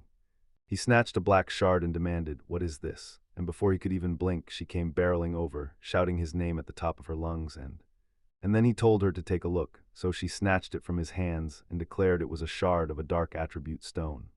Militara shoved closer and demanded why something like that was just lying there. Then she said, "They're basically saying the reason the deputy was one step from turning into a demon was right here, so yeah, he's got to know something. And just as the agent strode forward, they can verify it with magic too." Stalked through the forest with a scowl on his face, already seething about something. She could feel it, her plan had totally collapsed, and one disaster after another kept smashing her efforts. This time she can't wriggle out of punishment because of him. Is this all she gets, quietly waiting for death? No, she has to go back, and maybe, just maybe, she still didn't have. She didn't get the chance to finish her sentence. Izuku stepped right in front of her and told her to stay right where she was. Then she sprang off the tree branch. She stared at her and couldn't help wondering, was this girl really watching her? Watching her like a hawk, she snapped, "What do you want from me?" Then she yanked out the orb shard and said, That she dug through the deputy's memories for the one who had handed him the dark attribute stone, nearly tipping everything over. Turning him into a demon, that's what she did, and it was right in front of his eyes. She screamed her name, he acted like they knew it, like everyone had heard it. Then she even handed him the orb. So tell me, how is that possible? How could that even be possible? She blurted, then her voice snapped into doubt. What if the deputy's memory is twisted? She tries to apologize, but Move, MC barked, standing right in front of her, because no way were they letting her walk out. Rage burned in her as she finally ran into the very person who had wrecked her plans. She clenched her teeth with pure rage, stared her down, and warned her not to fight back, just tell her straight why she did it. Ajin snatched the hidden dagger, then snapped, I didn't see the end. The need for it, because she would simply kill without hesitation. Kill every last one, then he snapped, unable to finish the thought as fear and fury collided in him. She panicked for half a second, yanked out her dagger and sprinted straight at Izu, then flashed a smirk, thinking the mage was painfully exposed. Vulnerable as she tried to cast her spell, then she snapped into action with the Holy Bond spell, and it shocked her so hard she couldn't even finish the thought. She blurted it out loud, is this silent magic? And with a deadly serious stare she said, thanks to the staff he made. For her, loud spellcasting wasn't even necessary. She was sorry, but she would. She'd have to swallow her pride and admit defeat. Agent snapped his gaze away and thought. That's how it went. She couldn't even get to the dagger, and when she finally spoke, she said it looked like she'd already lost, and she snapped that she agreed. Yeah, she'd ruined it, but she didn't even make it through right. A deadly mistake right from the start, because she never learned her lesson. Learn how to read people's hearts. She still remembered Sinan and Bayat. And he honestly thought she was right about that, because who in their right mind would hand something like this to a bunch of idiots, she said. Blared it out with a crazed grin. Yeah, the whole truth was about to come crashing in. Is eternal, so they'll never be able to stop them, sometime. A little while later, a massive crowd surged in and packed the area near At the royal palace, Elena burst out, Durit. Brett stood right in front of her and told her, face to face, that she'd saved his heart, and he was personally grateful to her. He finally gets thanked for rescuing her students from evil forces, and it turns out he's not just crafting holy attribute weapons, he's doing all that too. And it doesn't just have that power, it masters how to wield it, with a gaze so sharp it feels like it can cut right through you. That spots the enemy's cracks and follows a remarkable hero who's won everyone's hearts. Honestly, he's a blacksmith with no equal. Then she passed him the gift with a bright grin, and the moment he heard her words, it felt like his whole soul caught fire. She roused him with a call and told him she was naming him the new head teacher of Glossamagic Academy. Academy, he bowed and thanked her, then said it was the highest honor a blacksmith could ever receive. Militara called the mentor and laughed through the relief, telling him she was thrilled his deeds finally got the praise, while Izu stood right beside her and said. With a bright grin on his face, he acted like more work was still waiting, and then he said he wanted to thank the both of them, if it weren't for them, he wouldn't be standing here at all, so they thanked him again, and embarrassment hit hard as he realized how painful it was to get through all this. Serenade strode up and told them she wanted to say thank you one more time, and Senji stepped in right beside her. She stepped forward with her gift in hand and said he should take it, because it was a token of her gratitude sent in her name. She crowns the hero who saved this kingdom with the title of the king calls on Glosser's finest blacksmith, then places his symbol right in his hands. The symbol of this title, ***, the gloss of castle ***, caught the light as he lifted the item he'd just been given high before the crowd, and then they erupted in loud, joyful cheers. Students were calling out his name at full volume. He thanked him for saving them and told him he wanted to be just like him when he got older, because to people, he was a real role model for people of every age cheered as she announced it. Tonight, a royal banquet would be thrown at the palace in his honor to celebrate, and they'd be thrilled if he came. He agreed, promised they'd be happy to come, and Alina strode up, calling out to her highness. Then they both nodded, and she said she was counting on you. Then, just like that, she stormed down into the basement where the hostages were waiting. And then she snapped that someone definitely needed a flogging, her words cutting hard her highness personally handed her the order to carry out the punishment. She couldn't believe it, those insignificant people were inside her academy's walls, and that was only getting worse by the second. A report says the secretary was a woman named Ajin, and she sat in the assembly of. Bayo froze when he heard that name, and suddenly everything made sense. Now he knew exactly where she'd pulled that darkness from. Miss Stones, she says it like a warning, turns out she's been paving the way, setting the stage for the demon invasion. In the middle of total chaos across the country, he stepped in as a straight-up accomplice to her deed, then bolted into a full-on run. She bolted in terror as she cracked her whip into the dirt, then she shouted Sinan's name and said that execution would usually have been waiting for him the moment his luck ran out. The second he cracked Amatsurugi, he threw away Her Majesty's mercy, grinning as he helped him anyway. He's throwing the academy and the whole kingdom toward disaster, and now there's no way they can ignore his wild antics anymore. He blared out the former vice principal's name and snapped that all of this happened because someone deceived him. When he finally got through to her, she nodded and agreed, and that one yes lit a spark of hope inside him. But then she told him, "All right, now I'm going to lay out your punishment."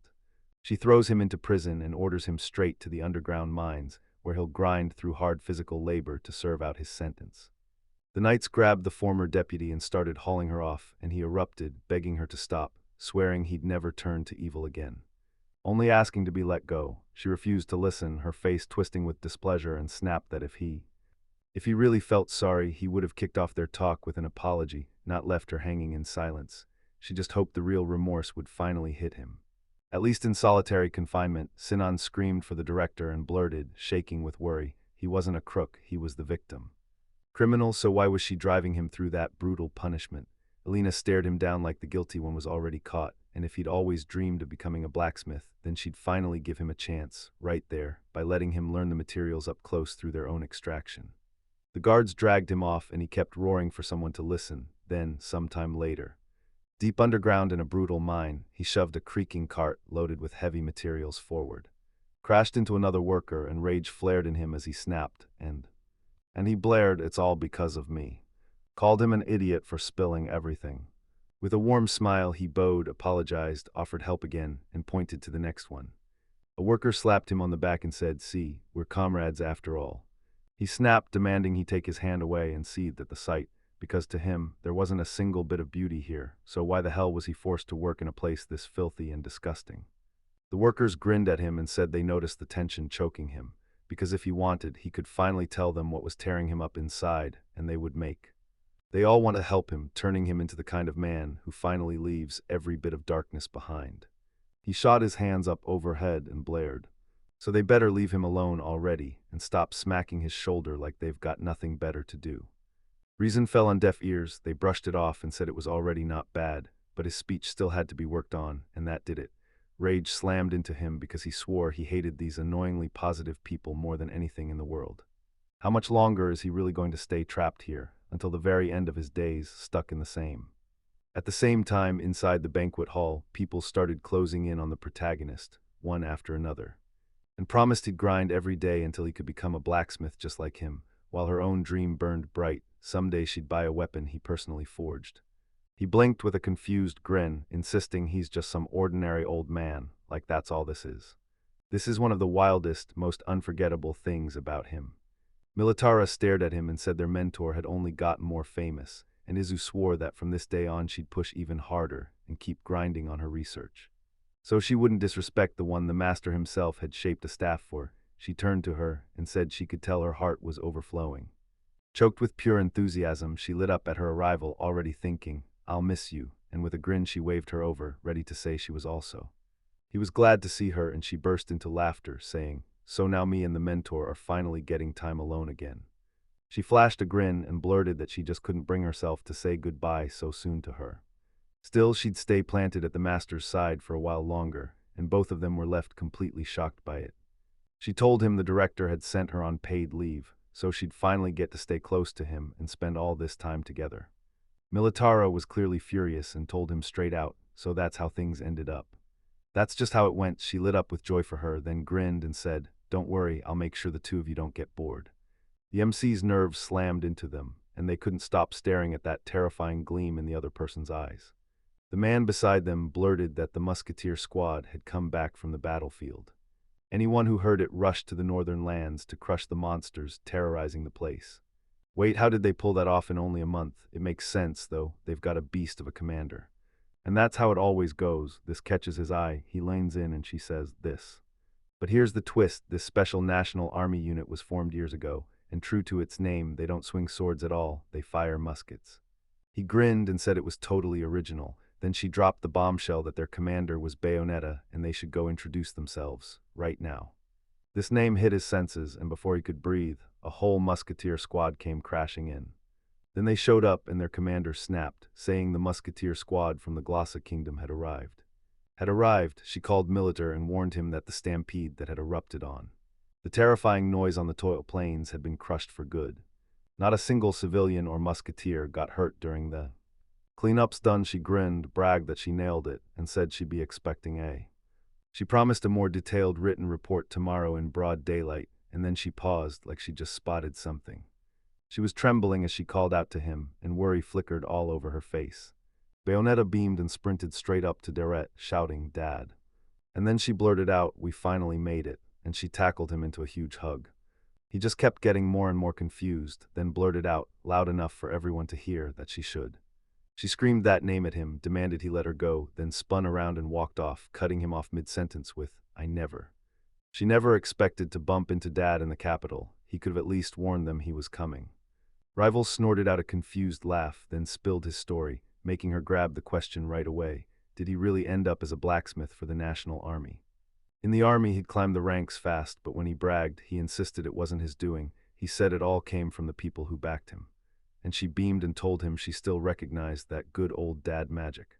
A guy stepped up to them, snapped, called for the commander, and was seconds from asking something about him. Then she spun around and she snapped her head toward him, called out his name, and introduced him as her dad, then looked him dead in the eyes and said he was the one who built the musket. For her, then the musketeers all at once blared that they were thrilled to finally meet him, and she said they had to introduce him to one special musketeer, brought him over, and announced that he was the rising star of their platoon, her vice commander, Luca. With pure embarrassment on his face, he called the commander and demanded to know what she was even talking about. Then they locked in a handshake, and the main character introduced himself, saying how happy he was to meet him, and the other guy returned the favor too, reciprocating his name. Then he bolted back to the line, and a small smile flickered across his face. And she said, "Look at all these young kids here," then added that firearms started showing up. It only just showed up, and that opened the door to a brand new combat unit, yet for many. Back in the army, they get treated like kids, so she can't afford to stay small. She has to grow into their commie fast. Commander leaned in and said, "I trust you, she's got this." She nodded back, ready to take the challenge. He nodded and said, "That's exactly why I need to ask you a favor," and then, just like that, he agreed. She told him to listen close, then shoved her musket into his hands and said, "I need you to repair the." He reached for the thing like it was meant for him alone, and the system blared, the divine condescension musket, true fall, S-rank, and tuned to the light attribute. You blinked in shock and shot back, "Wait, did she just mean to tell me he asterisk made this weapon?" With a bright grin, she said it all came back, like an ordinary toy had somehow evolved into a real one somehow.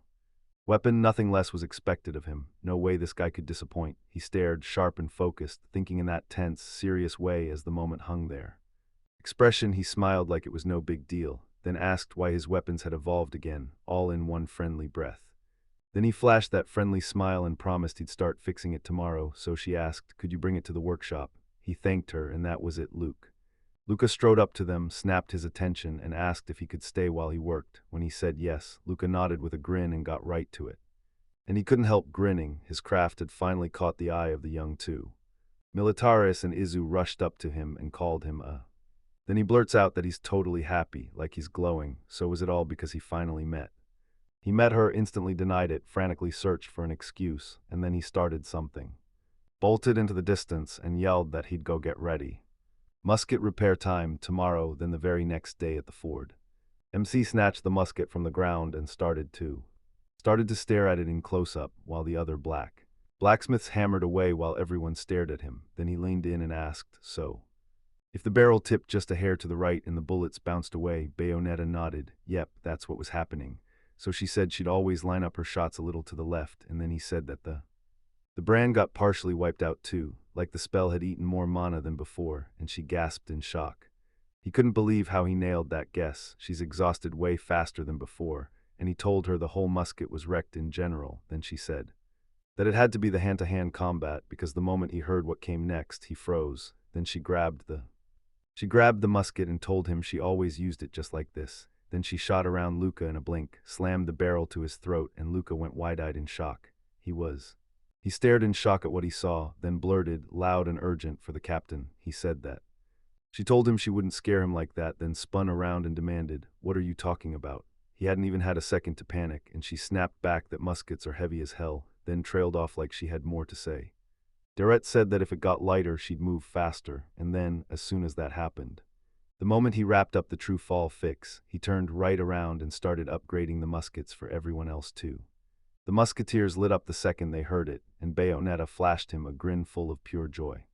Right after that, she rushed off to grab the materials, while Luca fixed his stare on him like he was hunting answers. In dead silence, the materials were finally delivered to him. To him, he yanked the musket apart, popped off the muzzle, and leaned in, peering in. Inside, he wiped the muzzle clean with a rag. And he tore away the last tiny piece. He plunged a brush into the darkest shade, then dragged it across the page with trembling hands, deep strokes cutting through the silence. Saturation water, rank B, attribute water. It's the purest kind of watery power, basically. It's got insane penetrating power, and it hits hardest, especially when you need it most. It sinks deep into the wood, hardens fast, and mends the damaged structure like nothing ever happened. He wiped the weapon's butt with meticulous care, like it was ready to fire again. He grabbed the water, then lined everything up and got ready for the next mission. He dropped the musket's muzzle toward the ground, in. He stumbled into the flames, then started to cautiously. And then he gently pounds it until it lines up perfectly. He glanced it over to make sure it was right, then he grabbed some C-ranked non-attribute lubricant oil. It cuts the friction between metals like butter, and it also supercharges magical power, boosting its conductivity like crazy. Power, he smeared the weapon with it, slicking it up like a killer's edge. He took it in hand and wiped it clean with care, then he snapped into action and started running. He jumped into the brand build and went straight for an A-rank move. Rank the non-attribute abrasive particles for me. These particles cloaked the surface using raw magical power. Power poured into it with steady polishing the coating slowly. Power keeps rising and rising until you wipe that musket one last time. Time after which she came back and finished handing every. He pieced everything back together, declared the repair done, and then handed it over like it was ready for action. He gave it to. She shot him a grateful smile and thanked him, then said, "You're fast again, just like always," and he replied, The serious repairs finally wrapped up, and she took control of it right away.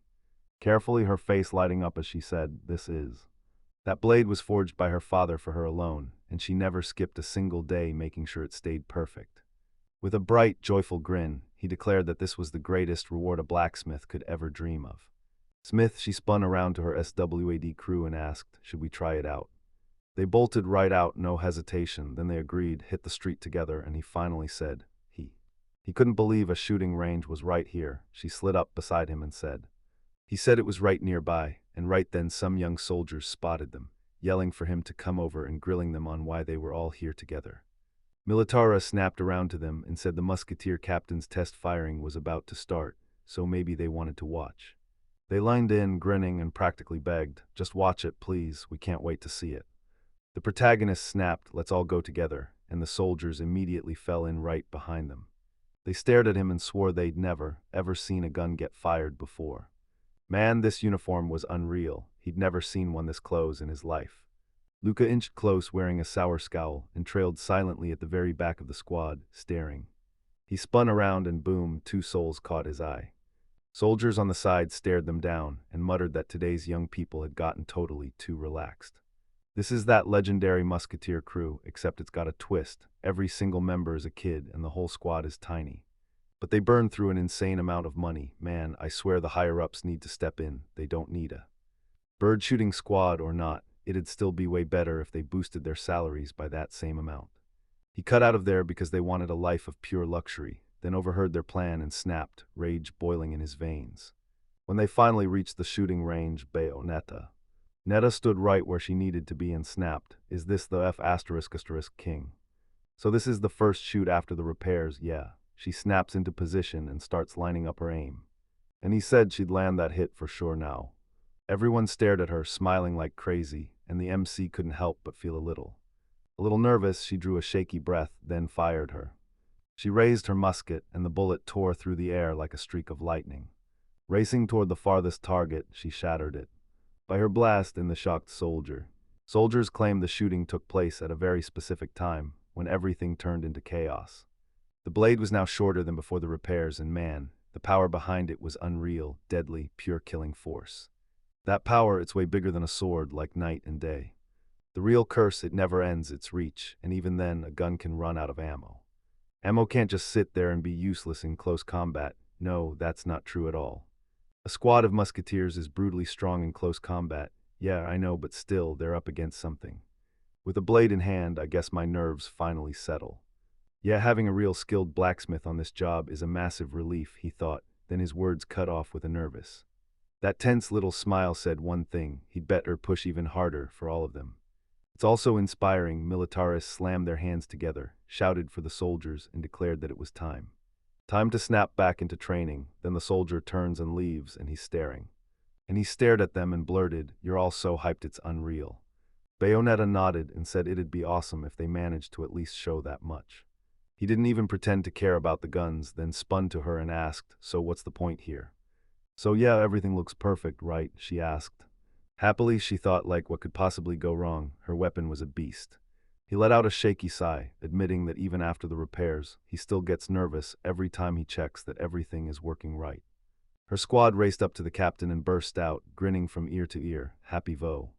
People were cheering because they'd finally fixed everything. Just take a second and really think about it. A quick repair, yet it changes everything. He even begs her to fix his weapon too, and she's furious about it. They said you all come in one at a time, and told them to write their names on that list.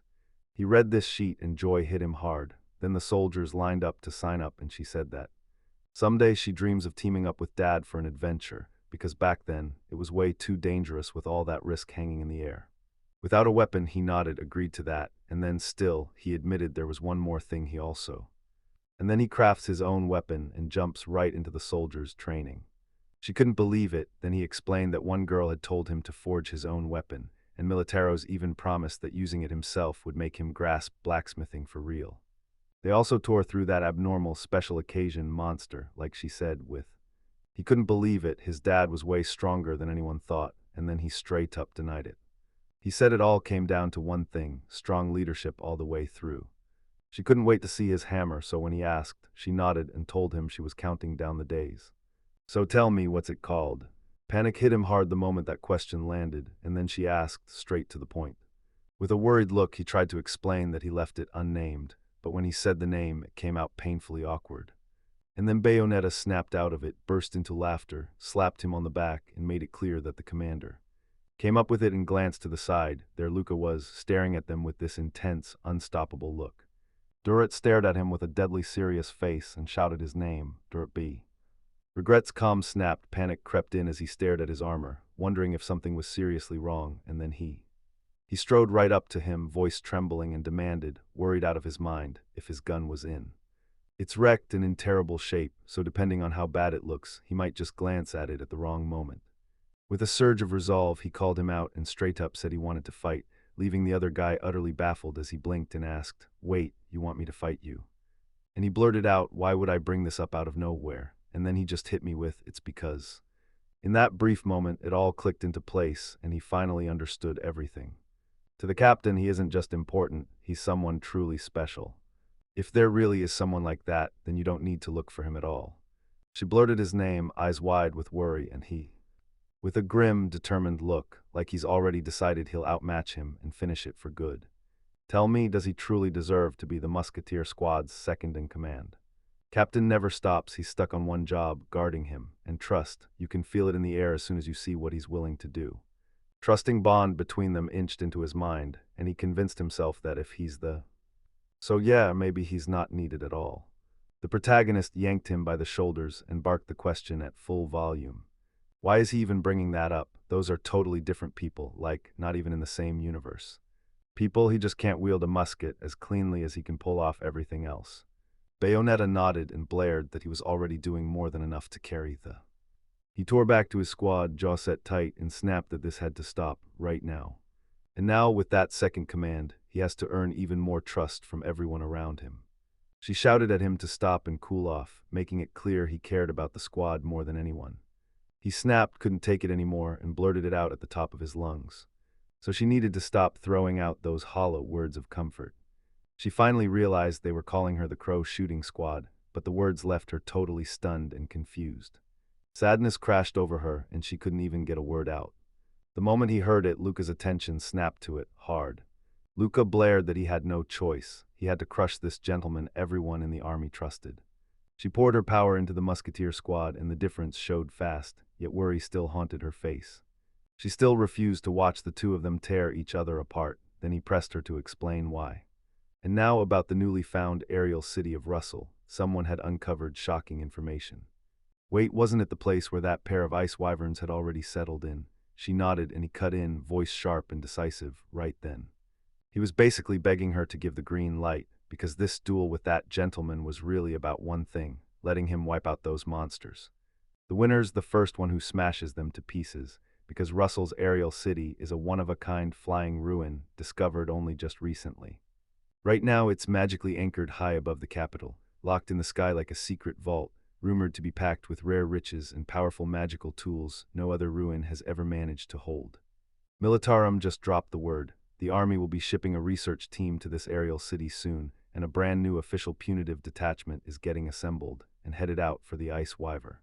So yeah, this extermination duel won't get approved, period. And when he realized it, shock hit him hard, so he blurted out a loud apology to Her Excellency, the commander.